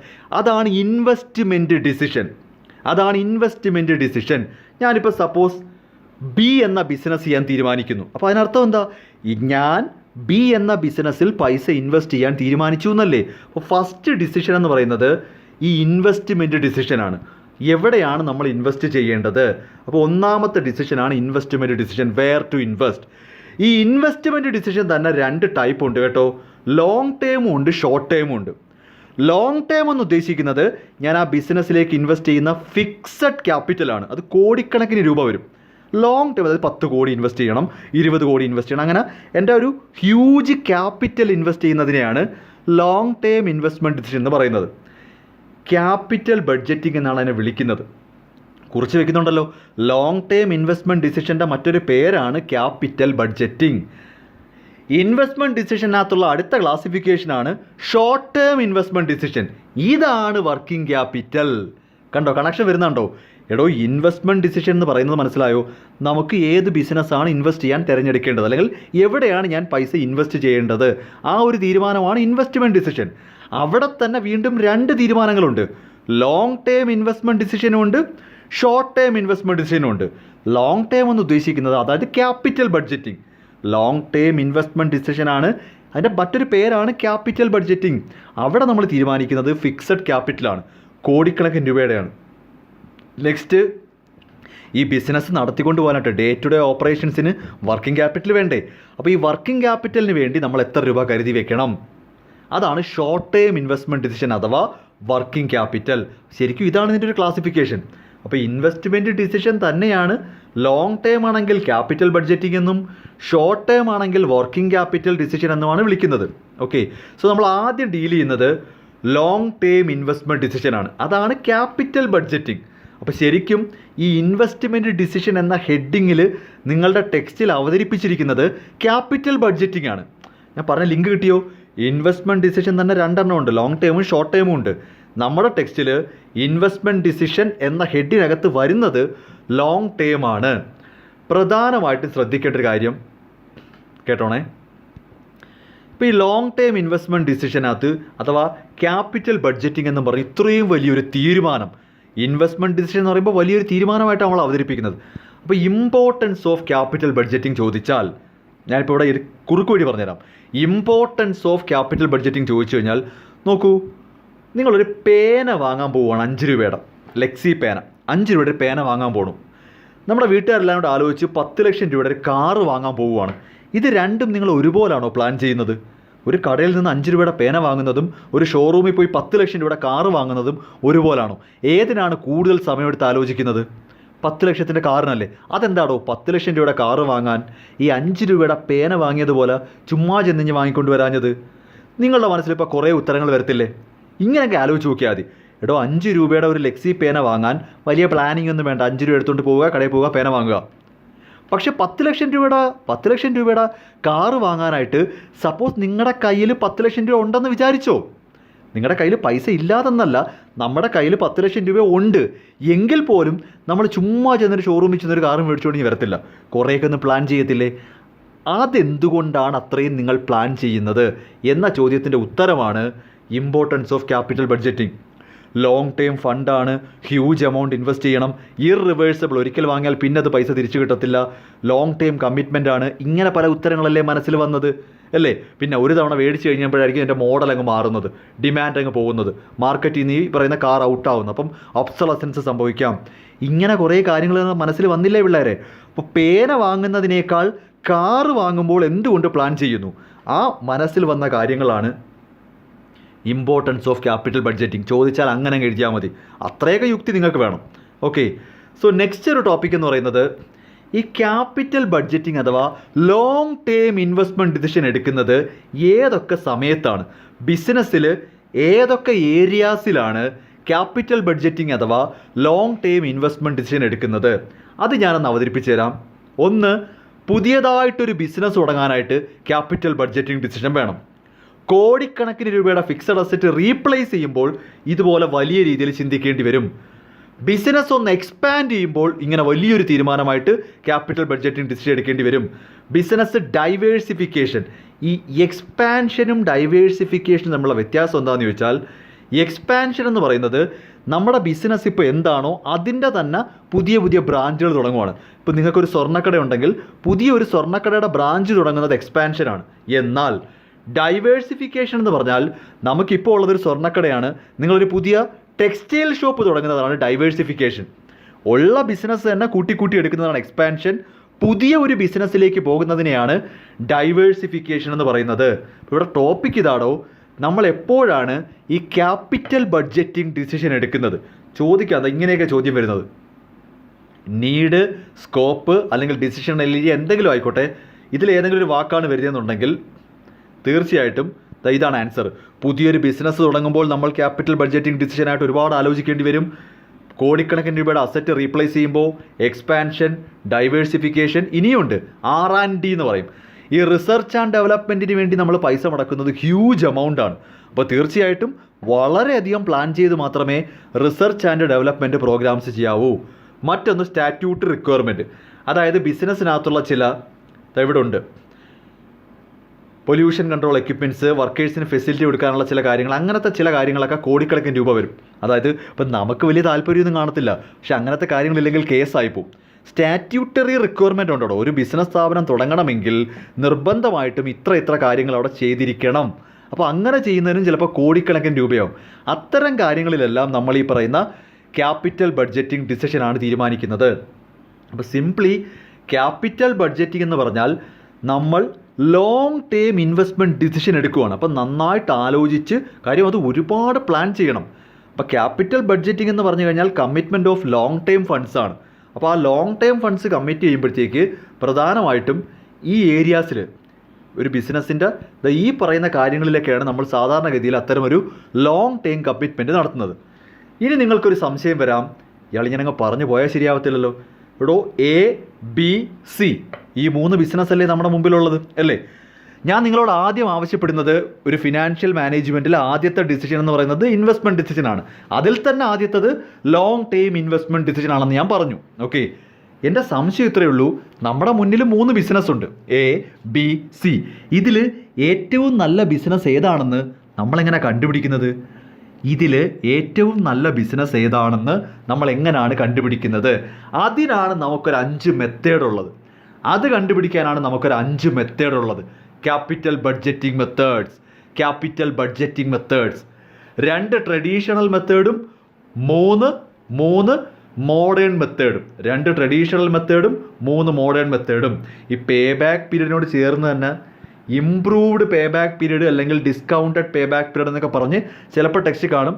Okay, അതെല്ലാം കൂടെ കൂട്ടി വായിച്ചാലും കുഴപ്പമൊന്നുമില്ല. എങ്കിലും പ്രധാനമായിട്ടും അതിനെ പേ ബാക്ക് പീരീഡ് മെത്തേഡ് എന്നൊരു ഹെഡിനകത്തങ്ങ് ഇട്ടാൽ മതി. ഓക്കെ, അപ്പോൾ പ്രധാനമായിട്ടും നമുക്ക് 2 ട്രഡീഷണൽ മെത്തേഡും 3 മോഡേൺ മെത്തേഡും ഉപയോഗിച്ചിട്ടാണ് ഏത് ബിസിനസ്സാണ് നല്ലതെന്ന് തീരുമാനിക്കുന്നത്. ഇതിനകത്ത് ഈ ട്രഡീഷണൽ മോഡേൺ എന്ന് പറയുന്നത് പഴയ മെത്തേഡ് പുതിയ മെത്തേഡ് നല്ലടോ. ഈ 2 മെത്തേഡിലും time value of money consider ചെയ്യത്തില്ല. ഈ 3 മെത്തേഡിലും time value of money consider ചെയ്യും. അതുകൊണ്ടാണ് ഇതിനെ ട്രഡീഷണൽ മോഡേൺ എന്ന് പറയുന്നത്. ഇനി കാര്യത്തിലേക്ക് വരാം. ഇത് പ്രോബ്ലംസ് ആണ്. ഇത് നിങ്ങൾ 15 മാർക്കിനും 4 മാർക്കിനും ഒക്കെ വരാൻ സാധ്യതയുള്ള കണക്കുകളാണ്. ഇതിൽ തന്നെ പേ ബാക്ക് പീരീഡോ നെറ്റ് പ്രസൻറ്റ് വാല്യൂവിനൊക്കെയാണ് പ്രാധാന്യം കൂടുതൽ. ചോദിക്കാനാണെങ്കിൽ ഏത് വേണമെങ്കിലും ചോദിക്കാം. എന്നിരുന്നാലും പേ ബാക്ക് പീരീഡ് എല്ലാം എളുപ്പമാണ്. ഇപ്പം ഞാനിപ്പോൾ പ്രോബ്ലം ഞാൻ വർക്കൗട്ട് ചെയ്ത് കാണിക്കില്ല. ഞാൻ പറഞ്ഞല്ലോ ഓൾറെഡി ഇതൊരു പെയ്ഡ് ക്ലാസ്സിന് പോയ സബ്ജക്റ്റാണ്. അപ്പോൾ പ്രോബ്ലംസ് ഇവിടെ ഉണ്ട്. ഇൻവെസ്റ്റ്മെൻറ്റ് ഡിസിഷൻ എന്ന മൊഡ്യൂളിൽ നിങ്ങൾക്ക് പ്രോബ്ലംസ് ഉണ്ട്. ഓക്കെ, അതിൽ തന്നെ പേ ബാക്ക് പീരീഡ് വേണമെങ്കിൽ 4 മാർക്കിന് ചോദിക്കാം. പിന്നെ നെറ്റ് പ്രസൻറ്റ് വാല്യൂ, ARR നല്ല എളുപ്പമാണ്. ചെയ്തവരെ സംബന്ധിച്ച് വളരെ ഈസിയാണ്. വരണേന്നേ പ്രാർത്ഥിക്കൂ. അത്രയ്ക്ക് എളുപ്പമാണ് ഈ കണക്കുകൾ ചെയ്യാനായിട്ട്. ഓക്കെ, അപ്പോൾ ഇതിനകത്ത് പ്രോബ്ലംസ് വേണമെങ്കിൽ നമുക്ക് 15 മാർക്കിന് ചോദിക്കാം. കാര്യം കഴിഞ്ഞ തവണ 15 മാർക്കിന് പ്രോബ്ലം ഉണ്ടായിരുന്നു വർക്കിംഗ് ക്യാപിറ്റൽ. അപ്പോൾ ഇത്തവണ വേണമെങ്കിൽ ക്യാപിറ്റൽ ബഡ്ജറ്റിൽ നിന്നും പ്രോബ്ലം വയ്ക്കാം. ഈ net present value, profitability index എന്നൊക്കെ കേൾക്കുമ്പോൾ എന്തോ വലിയ കാര്യമാണെന്നേ ഉള്ളൂ. വളരെ നിസ്സാരമാണ്. ജസ്റ്റ് ഒരു ഹാഫ് ആൻ അവറിൻ്റെ കാര്യമേ ഉള്ളൂ. ടെക്സ്റ്റ് എടുത്ത് നോക്കിയാൽ മനസ്സിലാവും. ഓക്കെ, അപ്പോൾ ഈ ഒരു പ്രോബ്ലം ഏരിയ ജസ്റ്റ് നോക്കി വെക്കുന്നത് നല്ലതാണ്. ഓക്കെ, ഇതിൽ തന്നെ ഞാൻ സജസ്റ്റ് ചെയ്യുന്ന 2 തിയറി എന്ന് പറയുന്നത് ഇത് 1 മാർക്കിന് ചോദിക്കാം. What do you mean by pay back period എന്ന് ചോദിച്ചു കഴിഞ്ഞാൽ ഇവിടെ ഉദ്ദേശിക്കുന്ന ഇത്രയേ ഉള്ളൂ. നമ്മളൊരു ബിസിനസ്സിലേക്ക് മുടക്കുന്ന പൈസ എത്ര വർഷം കൊണ്ടാണ് തിരിച്ചു കിട്ടുന്നത്, ആ പീരീഡാണ് പേ ബാക്ക് പീരീഡ്. നമ്മൾ ബിസിനസ്സിലേക്ക് പണം മുടക്കുന്നു, ആ തുക നമുക്ക് എത്ര വർഷം കൊണ്ടാണ് തിരിച്ചു കിട്ടുന്നത്, ആ ഒരു പീരീഡിനെയാണ് നമ്മൾ പേ ബാക്ക് പീരീഡ് എന്ന് വിളിക്കുന്നത്. Okay.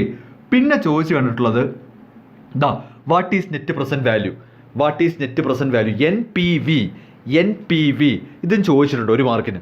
What is N P V എന്ന് പറയുന്നത് ഡിസ്കൗണ്ടഡ് ക്യാഷ് ഇൻഫ്ലോയും ഡിസ്കൗണ്ടഡ് ക്യാഷ് ഔട്ട്ഫ്ലോയും തമ്മിലുള്ള ഡിഫറൻസ് ആണ്. ഇത് ഈ പ്രോബ്ലം ഒക്കെ ചെയ്യാൻ അറിയാവുന്നവർക്ക് പെട്ടെന്ന് മനസ്സിലാവും. ഡിസ്കൗണ്ടഡ് ക്യാഷ് ഇൻഫ്ലോയുടെ ടോട്ടലും ക്യാഷ് ഔട്ട്ഫ്ലോയും തമ്മിലുള്ള വ്യത്യാസം ഇതെങ്കിലും ഓർത്ത് വെച്ചുതരാം. N P V is defined as the excess of, അതായത് ക്യാഷ് ഇൻഫ്ലോ കൂടുതലും ക്യാഷ് ഔട്ട്ഫ്ലോ കുറവുമാണെങ്കിൽ പോസിറ്റീവ് എൻ പി വി വരും, നല്ലതാണ്. എനിക്കിപ്പോൾ ഇതൊക്കെ പറഞ്ഞുതരാൻ പറ്റൂ. ഡിസ്കൗണ്ടഡ് ക്യാഷ് ഇൻഫ്ലോയും ഡിസ്കൗണ്ടഡ് ക്യാഷ് ഔട്ട്ഫ്ലോയും തമ്മിലുള്ള ഡിഫറൻസ് ആണ് എൻ പി വി എന്നും. പേ ബാക്ക് പീരീഡ് എന്ന് പറയുന്നത് നമ്മൾ ഈ പറയുന്ന റിക്കവർ ചെയ്യാൻ, നമ്മുടെ ഇൻവെസ്റ്റ്മെൻറ്റ് റിക്കവർ ചെയ്യാൻ എടുക്കുന്ന സഫീഷ്യൻറ്റ് ടൈമാണ്. അത്ര ഒരു പീരീഡിനെയാണ് പേ ബാക്ക് പീരീഡ് എന്ന് വിളിക്കുന്നത്. തിയററ്റിക്കലി ഇത് രണ്ടും നോക്കുക. ദെൻ ഇതിനകത്ത് പ്രോബ്ലംസ് ആണ്, ഞാൻ പറഞ്ഞു പ്രോബ്ലംസ് ആണ്, എളുപ്പമാണ്, അതായത് നല്ല എളുപ്പമാണ് പ്രോബ്ലംസ്. കുറേ പേർക്ക് അറിയാമായിരിക്കും, എങ്കിലും അതൊന്ന് റിഫ്രഷ് ചെയ്ത് വെക്കുന്നത് നല്ലതാണ്.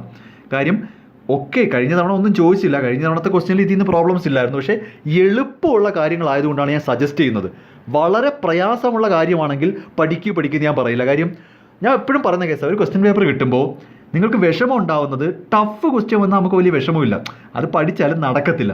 പക്ഷെ വളരെ ഈസി ആണെങ്കിൽ ശരിക്കും നിങ്ങൾ എക്സാം കഴിഞ്ഞിറങ്ങുമ്പോൾ വിഷമിക്കും. പക്ഷേ ഒരു 10 മിനിറ്റ് ഒന്ന് നോക്കിയാൽ മതിയായിരുന്നു. അതുകൊണ്ടാണ് പറയുന്നത് ഇതിനകത്ത് ഈ IRR അവിടെ നിൽക്കട്ടെ.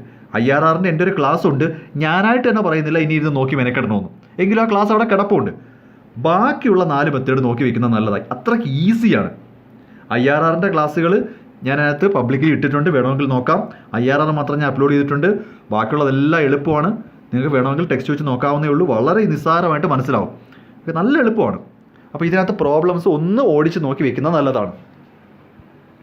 മറ്റൊരു മാർക്കിൻ്റെ ചോദ്യമാണ് ക്യാപിറ്റൽ റേഷനിങ്. ഇതൊക്കെ കേട്ടിട്ടുണ്ടാവുമോ എന്തോ, ക്യാപിറ്റൽ റേഷനിങ്. എന്തായാലും 1 മാർക്ക് ഇങ്ങനെ ചോദ്യം വന്നാൽ കത്തി എഴുതി വെച്ചിട്ട് കാര്യമില്ല. ക്യാപിറ്റൽ റേഷനിങ് എന്ന് പറഞ്ഞാൽ ഇത്രയേ ഉള്ളൂ, നമ്മുടെ കയ്യിൽ അവൈലബിൾ ആയിട്ടുള്ള റിസോഴ്സസ് കറക്റ്റായിട്ടുള്ള ബിസിനസ്സിലേക്ക് അലോക്കേറ്റ് ചെയ്ത് കൊടുക്കുന്നതിനാണ് റേഷനിങ്. റേഷൻ ഷോപ്പ് എന്ന് പറഞ്ഞാൽ, റേഷൻ എന്ന് പറയുന്നത് എന്താ, അളന്ന് മുറിച്ച് ഓരോ റേഷൻ കാർഡിനുള്ളതല്ലേ കൊടുക്കുന്നത്. അവൈലബിൾ ആയിട്ടുള്ള റിസോഴ്സസ് എല്ലാവർക്കും കൊടുക്കുന്ന രീതിയിൽ. അപ്പോൾ അത് തന്നെ ഇവിടെ ഉദ്ദേശിക്കുന്ന the process of selection of profitable proposals among various alternatives and distribution of available resources. നമ്മുടെ മുമ്പിൽ ഒരുപാട് ഓപ്ഷൻസ് കാണും, ഒരുപാട് ബിസിനസ് ചെയ്യാനായിട്ട് ഓപ്ഷൻസ് കാണും. അതിൽ ഏറ്റവും പ്രോഫിറ്റബിൾ ആയിട്ടുള്ളത് കണ്ടെത്തി നമുക്ക് അവൈലബിൾ ആയിട്ടുള്ള റിസോഴ്സ് അതിലേക്ക് അലോക്കേറ്റ് ചെയ്യുന്നതിനെയാണ് ക്യാപിറ്റൽ റേഷനിങ് എന്ന് പറയുന്നത്. ഇപ്പോൾ ഇൻവെസ്റ്റ്മെൻറ്റ് ഡിസിഷൻ എന്ന് പറയുന്നത് സത്യത്തിൽ ലോങ് ടേം ഇൻവെസ്റ്റ്മെൻറ്റ് ഡിസിഷനാണ്. അതിൻ്റെ മറ്റൊരു പേരാണ് ക്യാപിറ്റൽ ബഡ്ജറ്റിംഗ്. ക്യാപിറ്റൽ ബഡ്ജറ്റിങ്ങിൻ്റെ പ്രാധാന്യം അറിയണമെങ്കിൽ ഒരു പേന വാങ്ങുന്നതും കാറ് വാങ്ങുന്നതും തമ്മിലുള്ള ഡിഫറൻസ് നോക്കിയാൽ മതി. ഒരു കാറ് വാങ്ങാൻ എന്തിന് നിങ്ങൾ അത്രയും പ്ലാൻ ചെയ്തു എന്ന ചോദ്യത്തിൻ്റെ ഉത്തരമാണ് ലോങ് ടേം ഇൻവെസ്റ്റ്മെൻറ്റ് ഡിസിഷൻ്റെ പ്രാധാന്യം. ഇനി ഒരു ബിസിനസ്സിൽ സാധാരണ എപ്പോഴൊക്കെയാണ് ലോങ് ടേം ഇൻവെസ്റ്റ്മെൻറ്റ് ഡിസിഷൻ എടുക്കുന്നത്? ബിസിനസ് തുടങ്ങുമ്പോൾ, ഫിക്സഡ് അസറ്റ് റീപ്ലേസ് ചെയ്യുമ്പോൾ, ബിസിനസ് എക്സ്പാൻഡ് ചെയ്യുമ്പോൾ, ബിസിനസ് ഡൈവേഴ്സിഫൈ ചെയ്യുമ്പോൾ, റിസർച്ച് ആൻഡ് ഡെവലപ്മെൻറ്റ് ആക്ടിവിറ്റീസിന് വേണ്ടി പൈസ മുടക്കുമ്പോൾ, പിന്നെ സർക്കാർ പറയുന്ന ചില സ്റ്റാറ്റ്യൂട്ടറി റിക്വയർമെൻറ്റ്സ് വളരെ അത്യാവശ്യമാകുമ്പോൾ അതിനും നമ്മൾ ലക്ഷക്കണക്കിന് കോടിക്കണക്കിന് രൂപ മുടക്കേണ്ടി വരും. ദെൻ എങ്ങനെയാണ് ഒരു ബിസിനസ് നമ്മൾ ഐഡൻറ്റിഫൈ ചെയ്യുന്നത്, നല്ലതാണോ ചീത്തയാണോ? അതിന് നമുക്ക് 5 മെത്തേഡുണ്ട്. പേ ബാക്ക് പീരീഡ്, ഇതിൽ തന്നെ ഇംപ്രൂവ്ഡ് പേ ബാക്ക് പീരീഡ് എന്ന് പറഞ്ഞ് ഡിസ്കൗണ്ടഡ് പേ ബാക്ക് പീരീഡ് എന്നൊക്കെ പറഞ്ഞ സംഭവങ്ങളുണ്ട്. Okay. Then ARR, NPV, profitability index, IRR. ഈ IRRൻ്റെ ക്ലാസ് യൂട്യൂബിൽ അവൈലബിൾ ആണ്. കാര്യം അത് കഴിഞ്ഞോട് ചോദിച്ചോണ്ട് ഞാൻ ഇട്ട് അത് ഇത്തിരി ടഫ് ആയതുകൊണ്ടാണ് ഞാൻ നിങ്ങളെ അങ്ങ് സഹായിക്കുന്നത്, എല്ലാവരെയും. ബാക്കി എല്ലാ ക്ലാസ്സുകളും ഓൾറെഡി പെയ്ഡ് ആയിട്ട് കൊടുത്തിട്ടുണ്ടെങ്കിലും എനിക്ക് തന്നെ അറിയാം ഈ IRR എന്ന് പറയുന്നത് നന്നായിട്ട് പറഞ്ഞ് മനസ്സിലാക്കാൻ ശ്രമിച്ചിട്ടുണ്ട്. അത് കേട്ട് നോക്കിയാൽ മനസ്സിലാവും.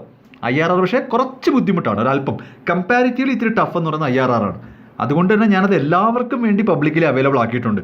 ഒന്ന് വായിച്ച് കേട്ട് നോക്കുന്ന നല്ലതാണ്. ഓക്കെ. ദെൻ ക്യാപിറ്റൽ റേഷനിങ് എന്നൊരു വാക്ക് വരാം, പേ ബാക്ക് പീരീഡ് വരാം, NPV വരാം. ഇത്രയുമാണ് ലോങ് ടേം ഇൻവെസ്റ്റ്മെൻറ്റ് ഡിസിഷനകത്ത് വരുന്നത്. നെക്സ്റ്റ് നമുക്ക് പഠിക്കാനുള്ള വലിയൊരു മൊഡ്യൂൾ തന്നെയാണ് ഫിനാൻസിങ് ഡിസിഷൻ. നോക്കൂ, ഞാൻ ഈ ഫിനാൻസിങ് ഡിസിഷൻ എന്ന ഈ ഒരു ചാപ്റ്ററിനെ മെയിനായിട്ട് 3 ടോപ്പിക്കായിട്ട് തിരിച്ച് പറഞ്ഞുതരാം.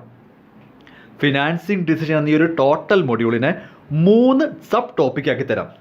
ഒന്ന്, സോഴ്സ് ഓഫ് ഫിനാൻസ്, ഇവിടെയാണ് പഠിക്കുന്നത് സോഴ്സ് ഓഫ് ഫിനാൻസ്. 2, ഈ കോസ്റ്റ് ഓഫ് ക്യാപിറ്റൽ എന്നൊരു സംഭവമുണ്ട്. നിങ്ങൾക്കതൊരു മൊഡ്യൂളായിട്ടാണ് കിടക്കുന്നത്, പക്ഷെ അതങ്ങനെ ഒരു മൊഡ്യൂൾ ആക്കേണ്ട കാര്യമൊന്നും ഇല്ലായിരുന്നു. സത്യത്തിൽ ഈ കോസ്റ്റ് ഓഫ് ക്യാപിറ്റൽ എന്ന് പറയുന്നത് ഫിനാൻസിങ് ഡിസിഷൻ്റെ ഭാഗമാണ്. കോസ്റ്റ് ഓഫ് ക്യാപിറ്റൽ എന്ന് പറയുന്നത് ഫിനാൻസിങ് ഡിസിഷൻ അകത്ത് വരേണ്ട കാര്യമാണ്. 3, ക്യാപിറ്റൽ സ്ട്രക്ചർ. ഈ 3 കാര്യങ്ങളാണ് മെയിനായിട്ടും പഠിക്കാനുള്ളത്. Source of finance, cost of capital, capital structure. ഈ സോഴ്സ് ഓഫ് ഫിനാൻസ് എന്ന് പറയുന്നത് നമ്മൾ പല സബ്ജക്റ്റുകളിലും കണ്ടതാണ്. സോഴ്സ് ഓഫ് ഫിനാൻസ് എന്ന് പറയുന്നത് നിങ്ങൾക്ക് 2 സ്ഥലത്ത് ഉപയോഗിക്കാം. ലോങ് ടൈം സോഴ്സിലും ഷോർട്ട് ടൈം സോഴ്സ്, അതായത് വർക്കിംഗ് ക്യാപിറ്റലിന് വേണ്ടിയുള്ള സോഴ്സും ഈ പറയുന്ന ഇൻവെസ്റ്റ്മെൻറ്റ് ഡിസിഷനിൽ ലോങ് ടൈമിലേക്ക് വേണ്ടിയുള്ള സോഴ്സും നമുക്ക് സെയിം ആയിട്ട് നിങ്ങൾ പഠിച്ചാൽ മതി. What are the sources of working capital, what are the different sources of finance. ഇത് രണ്ടും ഒരു ചോദ്യം തന്നെ. What are the different sources of working capital, what are the different sources of finance. അതായത് ബിസിനസ്സിലേക്ക് ഫിനാൻസ് ചെയ്യാനുള്ള ഡിഫറെൻറ്റ് സോഴ്സസ് എന്തൊക്കെയാണ്. അത് നിങ്ങൾ പലതിലും പഠിച്ചാണ്, പക്ഷേ സാധാരണഗതിയിൽ എപ്പോഴും അത് എസ് എ ആയിട്ട് ഇങ്ങനെ കണ്ടു വെക്കുമെങ്കിലും അത് ഒരുപാട് അങ്ങനെ എസ് എയിൽ വരുന്നില്ല. ഓക്കെ, അപ്പം സോഴ്സസ് ഓഫ് ഫിനാൻസിൽ നിങ്ങൾ ഈ equity share capital, preference share capital, debenture, ഇതൊക്കെയാണ് പഠിക്കേണ്ടത്. അപ്പോൾ അത്തരം ടോപ്പിക്കുകളെന്ന് പറയുന്നത് ഞാൻ ഒരുപാട് അങ്ങ് റെക്കമെൻഡ് ചെയ്യുന്നില്ല. ഇനി നമുക്കറിയില്ല എന്താ സംഭവിക്കാൻ പോകുന്നതെങ്കിലും ഇതുവരെ ആ സോഴ്സസ് ഓഫ് ഫിനാൻസ് എന്നും പറഞ്ഞിട്ട് ഒരുപാട് അങ്ങനെ ഇതിനകത്ത് വന്നിട്ടില്ല. അതിന് കാരണവുമുണ്ട്. ഈ ഓൺട്രപ്രണർഷിപ്പ്, പ്രോജക്റ്റ് ഫിനാൻസ് പോലെയുള്ള വേറെ സബ്ജക്റ്റുകളുണ്ട്. അതിലെല്ലാം സ്ഥിരമായിട്ട് ചോദിക്കുന്നൊരു എസ് ആണ്. അതുകൊണ്ടായിരിക്കാം ഫിനാൻഷ്യൽ മാനേജ്മെൻറ്റിൽ ഈ സോഴ്സസ് ഓഫ് ഫിനാൻസ് അങ്ങനെ വലിയ എസ് ആയിട്ട് വരുന്നില്ല. പക്ഷേ ഞാൻ അകത്തു നിന്നൊക്കെ ചോദിച്ചിട്ടുണ്ട്. ഇപ്പോൾ ഫീച്ചേഴ്സ് ഓഫ് ഇക്വിറ്റി ക്യാപിറ്റൽ അങ്ങനെയൊക്കെ വരാം. അപ്പോൾ സോഴ്സസ് ഓഫ് ഫിനാൻസ് എന്ന് പറഞ്ഞിട്ട് നിങ്ങൾ, എനിക്ക് തോന്നുന്നു ഓൺട്രപ്രണർഷിപ്പ് എന്ന മൊഡ്യൂളിലൊക്കെ ചാപ്റ്ററിലൊക്കെ പഠിക്കുന്നുണ്ട്, ഐ മീൻ സബ്ജക്റ്റിലൊക്കെ. അപ്പോൾ അവിടെ നിങ്ങൾ equity share capital, preference share capital, debenture, അത്തരം കാര്യങ്ങളാണ് നോക്കി വെക്കേണ്ടത്. ഓക്കെ, അപ്പോൾ അതിന് ശേഷം അടുത്തൊരു ടോപ്പിക്ക് 1 മാർക്കിനൊക്കെ ചോദിക്കുന്നതാണ് കോസ്റ്റ് ഓഫ് ക്യാപിറ്റൽ. അപ്പോൾ ഞാൻ പറഞ്ഞ കേൾക്കുക, സോഴ്സ് ഓഫ് ക്യാപിറ്റൽ എന്ന് പറയുന്നത് ഒരു വലിയൊരു ടോപ്പിക്കാണ്. Source of finance, source of working capital എല്ലാം ഒന്ന് തന്നെ. അവിടെ നിങ്ങൾ പണ്ട് തൊട്ടേ പഠിച്ചിട്ടുള്ള equity share capital, preference share capital, debenture, bond, institutional finance, entrepreneurship പഠിച്ചാടോ. ഓൺട്രപ്രണർഷിപ്പ് എന്ന സബ്ജക്റ്റ് കഴിഞ്ഞില്ല, അതിനകത്ത് പഠിച്ച അതേ കാര്യം തന്നെ, സെയിം കാര്യം തന്നെ അത് പറയുന്നത്. ഓക്കെ, പിന്നെ ട്രേഡ് ക്രെഡിറ്റ്, ബാങ്ക് ക്രെഡിറ്റ്, അങ്ങനെ കുറേ ഉണ്ട്. അതെന്ന് പറയുന്നത് നമ്മൾ ഓൾറെഡി പല സബ്ജക്റ്റിലും കണ്ടതാണ്. ആ സെയിം കാര്യം തന്നെ, അതാണ് സോഴ്സ് ഓഫ് ഫിനാൻസ് എന്ന് പറയുന്നത്. അടുത്തതാണ് കോസ്റ്റ് ഓഫ് ക്യാപിറ്റൽ. ഇതൊക്കെ 1 മാർക്കിന് ചോദിക്കും. കോസ്റ്റ് ഓഫ് ക്യാപിറ്റൽ, ഈ കോസ്റ്റ് ഓഫ് ക്യാപിറ്റലും പ്രോബ്ലം ഉള്ളൊരു ഏരിയയാണ്, കണക്കുകളുള്ളതാണ്. പക്ഷേ കമ്പാരിറ്റീവ്ലി അതിങ്ങനെ പരീക്ഷയ്ക്ക് ഒരുപാട് ചോദിച്ചിട്ടില്ല. കോസ്റ്റ് ഓഫ് ക്യാപിറ്റൽ എന്നുള്ള പ്രോബ്ലം ഒരുപാട് വന്നിട്ടില്ല. പക്ഷേ എന്താണ് കോസ്റ്റ് ഓഫ് ക്യാപിറ്റൽ എന്തെങ്കിലും ഓർത്ത് വെച്ചേക്കുക. കോസ്റ്റ് ഓഫ് ക്യാപിറ്റൽ എന്താണെന്ന് വെച്ചാൽ സിമ്പിളായിട്ട് ഞാൻ പറയാം. നമ്മളൊരു ബാങ്കിൽ നിന്ന് ലോൺ എടുക്കുന്നു. ലോൺ എടുക്കുമ്പോൾ നമ്മൾ മുതൽ മാത്രം തിരിച്ചടച്ചാൽ മതിയോ? പോരാ, പലിശ അടയ്ക്കണം. അപ്പോൾ ഒരു ബാങ്കിൽ നിന്നും 10% ലോൺ എടുക്കുന്നതെങ്കിൽ ഈ 10% നമ്മുടെ ചിലവ്. അതായത് ആ ലോൺ എടുത്തതിന് നമ്മൾ കൊടുത്ത വിലയല്ലേ ഈ 10%. ഓക്കെ, ഇനി നിങ്ങളിത് ബാങ്കിൻ്റെ പോയിന്റ് ഓഫ് വ്യൂ ചിന്തിച്ചു കഴിഞ്ഞ് അവർ ലോൺ തരുമ്പോൾ അവർ എക്സ്പെക്ട് ചെയ്യുന്ന റിട്ടേൺ എന്ന് പറയുന്നത് 10% അപ്പോൾ നമുക്ക് പണം തരുന്ന ആൾക്കാർ, കേട്ടോണേ, കോസ്റ്റ് ഓഫ് ക്യാപിറ്റൽ സിമ്പിളാണ്. നമുക്ക് പൈസ തരുന്ന ആൾക്കാർ നമ്മളിൽ നിന്നും എക്സ്പെക്ട് ചെയ്യുന്ന ഒരു റിട്ടേൺ ഉണ്ട്. മുതലല്ല, മുതൽ തിരിച്ചു കൊടുത്തേ പറ്റൂ. ആ പലിശ ഇല്ലേടോ. ബാങ്ക് നമുക്ക് 1 ലക്ഷം രൂപ ലോൺ തരുന്നു, 10% പലിശയല്ലേ അവരുടെ റിട്ടേൺ എന്ന് പറയുന്നത്. ആ റിട്ടേണിനെയാണ് സത്യത്തിൽ കോസ്റ്റ് ഓഫ് ക്യാപിറ്റൽ എന്ന് വിളിക്കുന്നത്. നമ്മൾ മറ്റുള്ളവരുടെ കയ്യിൽ നിന്നും പൈസ ക്യാപിറ്റലായിട്ട് സ്വീകരിക്കുമ്പോൾ അവർക്ക് തിരിച്ചു കൊടുക്കേണ്ടുന്ന ഒരു റിട്ടേൺ ഉണ്ട്. ആ മുതലല്ല, ആ പലിശ. അതിനെയാണ് സത്യത്തിൽ കോസ്റ്റ് ഓഫ് ക്യാപിറ്റൽ എന്ന് വിളിക്കുന്നത്. refers to the rate of return which a firm must pay to the lenders for the use of their funds. നമുക്ക് ആരാണോ പൈസ തരുന്നത് അവർക്ക് നമ്മൾ തിരിച്ചു കൊടുക്കേണ്ടുന്ന ഒരു റിട്ടേൺ ഉണ്ട്. ആ റിട്ടേണിനെയാണ് കോസ്റ്റ് ഓഫ് ക്യാപിറ്റൽ എന്ന് വിളിക്കുന്നത്. ഈ ലോജിക്കിലാണ് ഈ പ്രോബ്ലംസ് എല്ലാം വർക്കൗട്ട് ചെയ്യുന്നത്. എന്തായാലും ഈ ലാസ്റ്റ് മിനിറ്റിൽ കോസ്റ്റ് ഓഫ് ക്യാപിറ്റലിൻ്റെ പ്രോബ്ലം തീർച്ചയായിട്ടും പരീക്ഷയുടെ തലേന്ന് നോക്കിയിട്ട് കാര്യമില്ല. അതൊക്കെ വളരെ ഡെപ്തിൽ നോക്കേണ്ട കാര്യങ്ങളാണ്. കോസ്റ്റ് ഓഫ് ക്യാപിറ്റലിൻ്റെ പ്രോബ്ലം ലീസ്റ്റ് പ്രയോറിറ്റി കൊടുത്താൽ മതി. കോസ്റ്റ് ഓഫ് ക്യാപിറ്റലിൻ്റെ പ്രോബ്ലംസിന് ഏറ്റവും ലീസ്റ്റ് പ്രയോറിറ്റി കൊടുത്താൽ മതി. കാര്യം അതങ്ങനെ ഒരുപാട് ചോദിച്ച് കണ്ടിട്ടില്ല. ഓക്കെ, പക്ഷേ ഇവിടുന്ന് ആ സോഴ്സ് ഓഫ് ഫിനാൻസ് പറ്റുമെങ്കിൽ ഒന്ന് ഓടിച്ച് വെച്ചേക്കാം. കാര്യം അത് +2 തൊട്ടേ പഠിക്കുന്നതാണ്. നിങ്ങൾ ഇക്വിറ്റി ഷെയർ എന്ന് ഇപ്പോഴല്ലല്ലോ ആദ്യമായിട്ട് കേൾക്കുന്നത്. Equity share, preference share, debenture, bond, institutional finance ഒക്കെ പറഞ്ഞ് കുറേ ഉണ്ട്. ബാങ്ക് ക്രെഡിറ്റ്, ട്രേഡ് ക്രെഡിറ്റ് എന്ന് പറഞ്ഞാൽ കുറച്ച് കാര്യങ്ങളുണ്ട്.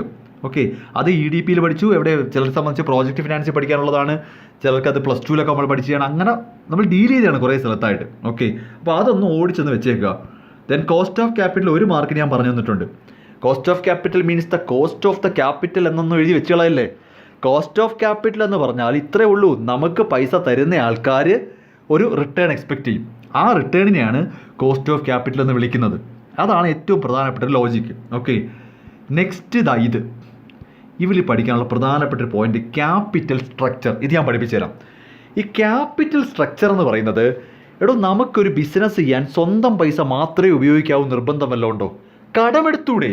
അപ്പോൾ ശരിക്കും പറഞ്ഞു കഴിഞ്ഞാൽ ഓണേഴ്സ് ഫണ്ടും ബോറോഡ് ഫണ്ടും തമ്മിലുള്ളൊരു മിക്സാണ്. ഒരു 5 ലക്ഷം രൂപ വേണമെങ്കിൽ, 5 കോടി വേണമെങ്കിൽ, 10 കോടി വേണമെങ്കിൽ എത്ര രൂപയാണ് ഓണറുടെ സ്വന്തം പൈസ? അതാണ് ഇക്വിറ്റി എന്ന് പറയുന്നത്. കേട്ടോ, ഓണേഴ്സിൻ്റെ സ്വന്തം പൈസയ്ക്കാണ് ഇക്വിറ്റി എന്ന് പറയുന്നത്. എത്രയാണ് കടം മേടിച്ചത്? അപ്പം നമ്മുടെ ടോട്ടൽ ക്യാപിറ്റലിൽ അല്ലേ, നമ്മുടെ ടോട്ടൽ ക്യാപിറ്റലിൽ എത്ര രൂപയാണ് നമ്മുടെ സ്വന്തം പൈസ, എത്ര രൂപയാണ് കടം വാങ്ങിയത്? ആ ഒരു മിക്സിനെയാണ് ക്യാപിറ്റൽ സ്ട്രക്ചർ എന്ന് വിളിക്കുന്നത്. ആ ഒരു മിക്സിനെയാണ് നമ്മൾ ക്യാപിറ്റൽ സ്ട്രക്ചർ എന്ന് വിളിക്കുന്നത്.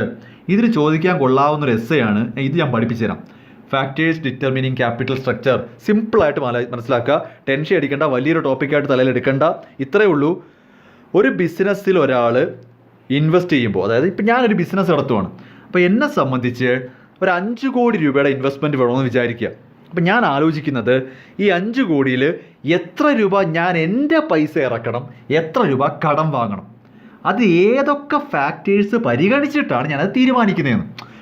മനസ്സിലാവുന്നുണ്ടോ? എനിക്കൊരു ബിസിനസ് ചെയ്യണം, എനിക്കതിന് 5 കോടി രൂപയാണ് വേണ്ടത്.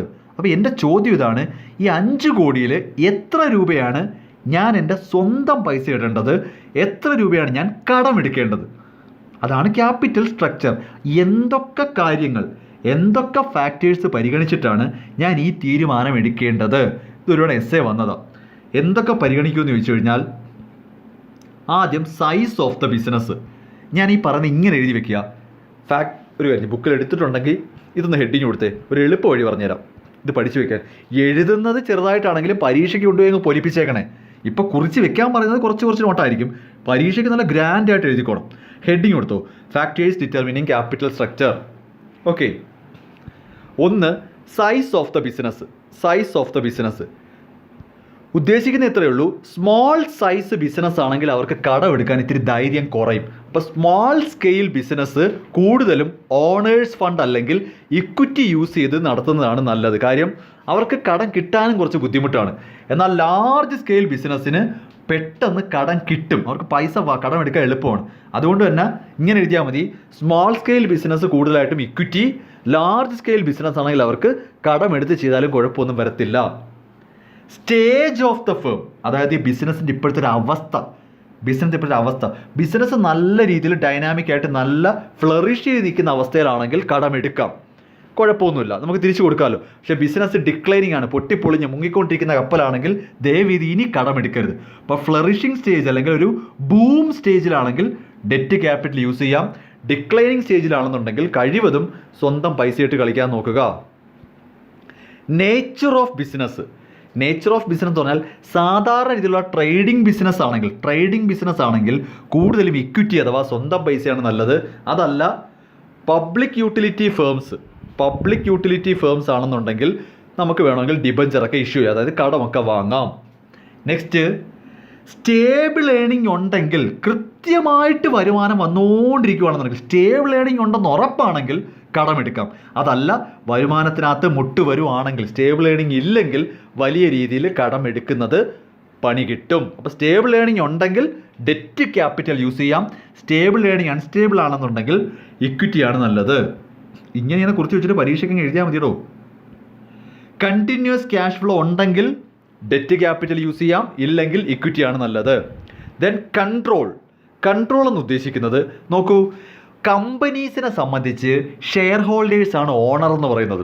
അപ്പോൾ വീണ്ടും ഷെയർ ഇഷ്യൂ ചെയ്ത് ഷെയർ ഹോൾഡേഴ്സിനെ കൂട്ടിയാൽ ഉടമസ്ഥന്മാരുടെ എണ്ണം കൂടിക്കൊണ്ടേയിരിക്കും.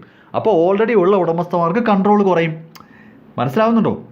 ഇപ്പോൾ ഒരു കമ്പനിയിൽ 100 പേരുണ്ട്, ആ 100 പേരുടെ കൂടെ ഇനി ഒരു 100 പേരും കൂടെ വരുമ്പോൾ ആ ഓൾറെഡി ഉള്ള 100 പേർക്ക് കമ്പനിയിലെ കൺട്രോൾ ഇത്തിരി കുറയുവാണ്.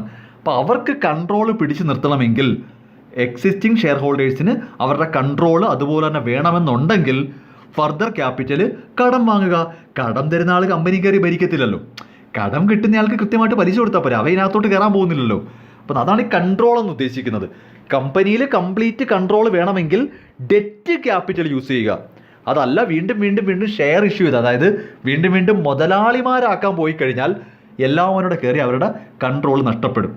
ഓക്കെ, അതാണ് ഈ കൺട്രോൾ എന്ന് ഉദ്ദേശിക്കുന്നത്. ദെൻ കോസ്റ്റ് ഓഫ് ക്യാപിറ്റൽ, അത് ഞാൻ പറഞ്ഞല്ലോ, നമുക്ക് എന്തുമാത്രം റിട്ടേൺ ആണ് തിരിച്ചു കൊടുക്കേണ്ടത്. ഇപ്പോൾ ചില സാഹചര്യങ്ങളിൽ ബാങ്ക് ലോണും ഡിബഞ്ചറും ഒക്കെ ഭയങ്കര പലിശയാണെന്നുണ്ടെങ്കിൽ നമുക്ക് താങ്ങാൻ പറ്റത്തില്ലെങ്കിൽ എടുക്കണ്ട. അപ്പോൾ കോസ്റ്റ് ഓഫ് ക്യാപിറ്റൽ നോക്കുക, ഏത് സോഴ്സ് യൂസ് ചെയ്യുമ്പോഴാണ് കോസ്റ്റ് ഓഫ് ക്യാപിറ്റൽ ഏറ്റവും കുറവെന്ന് നോക്കുക, എന്നിട്ട് അത് സജസ്റ്റ് ചെയ്യുക. ഫ്ലെക്സിബിലിറ്റി എന്ന് പറയുന്നത് നോക്കൂ, ഫ്ലെക്സിബിലിറ്റി എന്ന് ഉദ്ദേശിക്കുന്നത് ഈ കമ്പനികളെ സംബന്ധിച്ച് ഇക്വിറ്റി ഷെയർ ക്യാപിറ്റൽ ഇഷ്യൂ ചെയ്ത് കഴിഞ്ഞാൽ പിന്നെ അത് റെഡീം ചെയ്യുക അഥവാ തിരിച്ചു കൊടുക്കുക എന്ന് പറയുന്നത് ഭയങ്കര പാടാണ്. ഒട്ടും ഫ്ലെക്സിബിൾ അല്ല. ഇക്വിറ്റി ഷെയർ ക്യാപിറ്റൽ ഇഷ്യൂ ചെയ്ത് ക്യാപിറ്റൽ കിട്ടിക്കഴിഞ്ഞാൽ അതൊരു പെർമനൻറ്റ് നേച്ചറാണ്. എന്നാൽ കടം എടുക്കുകയാണെന്നുണ്ടെങ്കിൽ നമുക്ക് ആ കടം വേണമെങ്കിൽ വേണ്ടെന്ന് വയ്ക്കാം, കടം തിരിച്ചു കൊടുത്താൽ പോരെ. നമ്മളിപ്പോൾ ഒരാളെ മുതലാളിയാക്കുന്നതും ഒരാളുടെ നിന്ന് കടം വാങ്ങുന്ന തമ്മിൽ വ്യത്യാസമുണ്ട്. ഇപ്പോൾ നിങ്ങളൊരു ബിസിനസ് നടത്തിക്കൊണ്ടിരിക്കുകയാണ്, നിങ്ങൾക്ക് പൈസയ്ക്ക് ഒരിത്തിരി ബുദ്ധിമുട്ടുണ്ട്. അത് നിങ്ങൾ ചെയ്ത് എന്താണെന്നറിയാമോ, വേറൊരാളെ പിടിച്ച് പാർട്ട്ണറാക്കി മുതലാളിയാക്കി. അപ്പോൾ അയാൾ കൊണ്ടുവന്ന് ബിസിനസ്സിലേക്ക് പൈസ ഇട്ടു, നിങ്ങൾ ഒരുമിച്ചാണ് ബിസിനസ് ചെയ്യുന്നത്. ഇനി നിങ്ങൾക്ക് അയാളെ ഒഴിവാക്കാൻ വലിയ പാടാണ്. നല്ല മെനക്കെടാ, പ്രോഫിറ്റ് ഷെയർ കൊടുക്കണം, പിന്നെ അങ്ങനെയൊക്കെയാണ്. മറിച്ച് നിങ്ങൾ അയാളുടെ നിന്ന് കുറച്ച് പൈസ കടം വാങ്ങിയിട്ടുണ്ടായിരുന്നെങ്കിൽ ആ പൈസ അങ്ങ് തിരിച്ചു കൊടുത്താൽ പോരെ. അപ്പോൾ ആ ഒരു വ്യത്യാസമുണ്ട്. അപ്പോൾ ഫ്ലെക്സിബിലിറ്റി എന്ന് ഉദ്ദേശിക്കുന്നത് ഡെറ്റ് ക്യാപിറ്റൽ യൂസ് ചെയ്യുന്നതാണ് ഫ്ലെക്സിബിലിറ്റിക്ക് നല്ലത്. എപ്പോൾ വേണമെങ്കിലും നമുക്കതങ്ങ് തിരിച്ചു കൊടുത്തങ്ങ് ഒഴിവാക്കാം. ഓക്കെ, ഫ്ലോട്ടേഷൻ കോസ്റ്റ് എന്ന് ഉദ്ദേശിക്കുന്നത് നമ്മൾ ഈ പറയുന്ന പൈസ റേസ് ചെയ്യാനായിട്ട് നമുക്ക് അഡീഷണലി കുറേ ചിലവ് വരും. ഇപ്പോൾ അണ്ടർ റൈറ്റേഴ്സ് കമ്മീഷൻ, ബ്രോക്കറേജ്, അങ്ങനെ കുറച്ച് ചിലവുണ്ട്. ഫിനാൻസ് റേസ് ചെയ്യാനായിട്ട് നമുക്ക് അഡീഷണലി കുറച്ച് എക്സ്പെൻസ് ഉണ്ടാവും. ആ എക്സ്പെൻസ് ആണ് ഫ്ലോട്ടേഷൻ കോസ്റ്റ്. അപ്പോൾ നമ്മളെ സംബന്ധിച്ച് ഒരുപാട് എക്സ്പെൻസ് ഉള്ളതിനകത്ത് പോയി പിടിക്കാതിരിക്കുക, ചിലവ് കുറഞ്ഞ സോഴ്സ് നോക്കുക. ഫണ്ടിൻ്റെ അവൈലബിലിറ്റി, ഇപ്പോൾ നമ്മളിപ്പോൾ ആഗ്രഹിക്കുന്ന പോലെ അല്ലല്ലോ, മാർക്കറ്റിൽ ഏത് ഫണ്ടാണോ അവൈലബിൾ അത് പ്രിഫർ ചെയ്യുന്നതായിരിക്കും നല്ലത്. ദെൻ കോർപ്പറേറ്റ് ടാക്സ് റേറ്റ്, കമ്പനികളുടെ ടാക്സ് റേറ്റ് നോക്കുക. ഓക്കെ, ഇപ്പോൾ the tax rate affects the cost of debt, അതായത് ഉദ്ദേശിക്കുന്നതെന്ന് പറഞ്ഞു കഴിഞ്ഞാൽ ഇപ്പോൾ റേറ്റ് കൂടുതലാണ്, അതായത് if the rate of tax is high the cost of debt decreases. അതായത് നമ്മൾ കടം വാങ്ങുമ്പോൾ നമ്മൾ തീർച്ചയായിട്ടും പലിശ തിരിച്ചടയ്ക്കുമല്ലോ. അതെ, ഈ പലിശ എന്ന് പറയുന്നത് നമുക്കൊരു എക്സ്പെൻസാണ്. നമ്മൾ കടം വാങ്ങുന്നു, അവർക്ക് പലിശ കൊടുക്കുന്നു. ഈ പലിശ എന്ന് പറഞ്ഞാൽ നമുക്കൊരു എക്സ്പെൻസാണ്. ഈ എക്സ്പെൻസ് നമ്മൾ P&L അക്കൗണ്ടിൽ ഡെബിറ്റ് ചെയ്യാം. അപ്പോൾ ആ കൊടുക്കുന്ന പലിശ ഒരു ചിലവായിട്ട് ഡെബിറ്റ് ചെയ്യുമ്പോൾ നമുക്ക് ലാഭം കുറയും. ലോൺ എടുക്കുന്നു, പലിശ തിരിച്ചടയ്ക്കുന്നു, ആ പലിശ നമുക്കൊരു ചിലവാണ്. ഈ ചിലവ് P&L അക്കൗണ്ടിൽ ഡെബിറ്റ് ചെയ്യുമ്പോൾ നമ്മുടെ ലാഭം കുറയും. ഓട്ടോമാറ്റിക്കലി ഡെറ്റ് അഥവാ കടം വാങ്ങിയത് കൊണ്ട് അഥവാ കടത്തിൻ്റെ പലിശ കൊടുത്തത് കൊണ്ട് ലാഭത്തിനകത്ത് ചെറിയൊരു കുറവ് വരും. അതൊരു വലിയ നഷ്ടമായിട്ട് നോക്കേണ്ട. കാര്യം ലാഭം കുറയുമ്പോൾ ടാക്സും കുറച്ചടച്ചാൽ മതി. അപ്പോൾ ടാക്സ് ബെനിഫിറ്റ് കിട്ടും. കടം എടുത്താണ് നിങ്ങൾ ബിസിനസ് ചെയ്യുന്നതെങ്കിൽ ആ പലിശ അടയ്ക്കുന്നത് നിങ്ങൾക്ക് ഇൻഡയറക്റ്റ് ആയിട്ട് ടാക്സ് ബെനിഫിറ്റ് കിട്ടും. പക്ഷേ സ്വന്തം പൈസ ആണെങ്കിൽ അത് കിട്ടത്തില്ല. നിങ്ങൾ തന്നെ നിങ്ങൾക്ക് പലിശ കൊടുത്തു എന്ന് വെറുതെ പറയാം. ഇൻകം ടാക്സ് അതോട്ട് പോയി പണി നോക്കാൻ പറയും. സാർ ഞാനെന്ന് പറയുന്നത് ഞാനാണ്, മുതലാളി എന്ന് പറയുന്നത് വേറൊരു മുതലാളിയാണ്. അതായത് നിങ്ങൾ പറയും ബിസിനസ് വേറെ, ഓണർ വേറെ, അതൊന്നും ടാക്സ് അതോറിറ്റി ഏകത്തൊന്നുമില്ല, അവന്മാരും പിടിച്ചോളങ്ങ് പോകും. ഓക്കെ, അപ്പോൾ അതാണ് ഈ ടാക്സ് റേറ്റിൻ്റെ കേസ്. അപ്പോൾ ഡെറ്റ് എടുക്കുന്നതാണ് ടാക്സിന് നല്ലത്. പിന്നെ റേറ്റ് ഓഫ് ഇൻട്രസ്റ്റ് നോക്കാം. റേറ്റ് ഓഫ് ഇൻട്രസ്റ്റ് അറിയില്ല ഏതിനാണ് കുറവാന്ന് നോക്കുക. പിന്നെ റെഗുലേറ്ററി ഫ്രെയിംവർക്ക്, ഏത് സോഴ്സ് എടുക്കുമ്പോഴാണോ നമുക്ക് കൂടുതലായിട്ട് ലീഗലി നമുക്ക് ബുദ്ധിമുട്ട് വരുന്നത്. ലീഗലായിട്ടൊക്കെ കുറേ ബുദ്ധിമുട്ടുള്ള സോഴ്സ് ആണെങ്കിൽ വിട്ടേക്കുക, അത് എടുക്കാൻ നിൽക്കേണ്ട. പിന്നെ എല്ലാത്തിനും പുറമെയാണ് മാനേജ്മെൻറ്റ് ആറ്റിറ്റ്യൂഡ്. അവർക്ക് കടമെടുക്കാൻ താല്പര്യം ഉണ്ടെങ്കിൽ നിങ്ങൾക്ക് എന്താണ് ഈ 13 പോയിന്റ് കഴിഞ്ഞിട്ട് അവന്മാർ ഒരു പോയിന്റ് പറയുന്നത് കേട്ടോ. ഈ 13 പോയിന്റ് നമ്മൾ കഷ്ടപ്പെട്ട് ബുദ്ധിമുട്ടി പഠിച്ചു വെച്ചിട്ട് അവസാനം പറയുവാണ് മാനേജ്മെൻറ്റിൻ്റെ ആറ്റിറ്റ്യൂഡ് പോലെയൊക്കെ ഇരിക്കും. സത്യമാണ്. മാനേജ്മെൻറ്റിന് കടം എടുക്കാൻ താല്പര്യമുണ്ട്, അല്ലെങ്കിൽ മാനേജ്മെൻറ്റിന് കടം എടുക്കാൻ താല്പര്യമില്ല എന്ന് പറഞ്ഞിട്ട് നിങ്ങൾ BCom 3rd സെമ്മിൽ ഫിനാൻഷ്യൽ മാനേജ്മെൻറ്റ് പഠിച്ചവരാണ്, ഞങ്ങൾ ഇങ്ങനെയൊക്കെയാണ് പഠിച്ചത്, കമ്പനി ചെന്ന് ഉപദേശിക്കുകയാണ്. അവർ പറയുവാണ് ഇയാൾ ഇറങ്ങിപ്പോടെ, ഞങ്ങൾക്ക് താല്പര്യമില്ല, ഞങ്ങൾ ഡെറ്റ് ഉപയോഗിക്കുന്നില്ല. അപ്പോൾ നിങ്ങൾ പറയുവാണ് സാർ അങ്ങനല്ല, ഡെറ്റ് ഉപയോഗിച്ച് കഴിഞ്ഞാൽ ഇങ്ങനെയൊക്കെ ഗുണങ്ങളുണ്ട്. അവരുടെ ആറ്റിറ്റ്യൂഡാണ് ഏറ്റവും പ്രധാനം. അവർ പറയുവാണ് താൻ ഇറങ്ങിപ്പോയിക്കോ, നിന്നെ ഇങ്ങോട്ട് ആരെങ്കിലും വിളിച്ചാൽ, ഞങ്ങൾ ഡെറ്റ് യൂസ് ചെയ്യുന്നില്ല, നീ ഇനി എന്തൊക്കെ പറയാനും ശരിയാണ്, ഞങ്ങൾ കടം എടുക്കുന്നില്ല. അല്ലെങ്കിൽ ചിലർ പറയും ഞങ്ങൾ കടം എടുക്കുന്നതിന് നിനക്കെന്തോ വേണം, ഞങ്ങൾ കടം എടുത്തേ ബിസിനസ് ചെയ്യൂ. That is attitude of management. അതാണ് ഏറ്റവും പ്രധാനപ്പെട്ട കാര്യം. ഇപ്പോൾ കയ്യിൽ പൈസ ഉണ്ടായിട്ട് കടം എടുക്കുമ്പോൾ അത് അവരുടെ ഇഷ്ടം, നിങ്ങൾക്ക് എന്ത് വേണം എന്നൊരു ഇതാണ്. അപ്പോൾ ഇതാണ് പ്രധാനമായിട്ടും ക്യാപിറ്റൽ സ്ട്രക്ചർ തീരുമാനിക്കുന്ന ഫാക്ടേഴ്സ്. ഇത് ഞാൻ ജസ്റ്റ് ഒന്ന് മെൻഷൻ ചെയ്തിട്ടുണ്ടേ, അപ്പോൾ അതൊരു എസ്സേ ആയിട്ട് വരാൻ സാധ്യത ഉള്ളതാണ്. വേറൊരു ടോപ്പിക് എന്ന് പറയുന്നത് ചോദിച്ചിട്ടുള്ളത് ലിവറേജ്. നല്ലൊരു വാക്കല്ലേ ലിവറേജ് എന്ന് കേട്ട് പേടിക്കൊന്നും വേണ്ട. ഉദ്ദേശിക്കുന്ന ഇത്രയേ ഉള്ളൂ, ഫിക്സഡ് കോസ്റ്റുകൾ, അതായത് ബിസിനസ്സിൽ ഫിക്സഡ് കോസ്റ്റുകൾ യൂസ് ചെയ്ത് ഓണേഴ്സിന് ലാഭം ഉണ്ടാക്കി കൊടുക്കാനുള്ളൊരു ടെക്നിക്കാണ് ഈ പറയുന്ന ലിവറേജ്. ഇപ്പം നിങ്ങൾക്ക് ഈ കേൾക്കുന്നതിൽ നിന്ന് വലുതായിട്ടൊന്നും മനസ്സിലായില്ലെന്ന് എനിക്ക് നന്നായിട്ടറിയാം. അതിൻ്റെ കാരണം ഈ ലിവറേജ് കംപ്ലീറ്റ് ആയിട്ട് പഠിപ്പിച്ചത്, അതായത് എന്താണ് ഓപ്പറേറ്റിംഗ് ലിവറേജ്, എന്താണ് ഫിനാൻസ് ലിവറേജ്, ഇതെല്ലാം കൂടെ എടുത്തു വെച്ച് പഠിപ്പിക്കാൻ ഇപ്പോൾ എന്തായാലും സമയമില്ല. തൽക്കാലം ലിവറേജ് എന്ന് ഉദ്ദേശിക്കുന്നത് ഫേമിന് ഫിക്സഡ് കോസ്റ്റ് അല്ലെങ്കിൽ ഫിക്സഡ് കോസ്റ്റ് അത് ഉദ്ദേശിക്കുന്നത് കടമാണോ, ഫിക്സഡ് റേറ്റ് കൊടുക്കുന്ന കടത്തിനല്ലേ. അപ്പം നമ്മുടെ ടോട്ടൽ ക്യാപിറ്റലിൽ ശ്രദ്ധിച്ചോണേ, ടോട്ടൽ ക്യാപിറ്റലിൽ കടം ഡെറ്റ് ക്യാപിറ്റലും കൂടെ യൂസ് ചെയ്ത് അത് ബെനിഫിറ്റ് ആക്കി എടുക്കാനുള്ളൊരു കഴിവാണ് ഈ ലിവറേജ്. സ്വന്തം പൈസയോടൊപ്പം കടം കൂടെ വാങ്ങിക്കൊണ്ട് അതിൻ്റെ ഒരു ബെനിഫിറ്റ് ഉണ്ടാക്കിയെടുക്കുന്ന പരിപാടിക്കാണ് ലിവറേജ് എന്ന് പറയുന്നത്. നമുക്ക് 2 ടൈപ്പ് ലിവറേജ് ഉണ്ട്.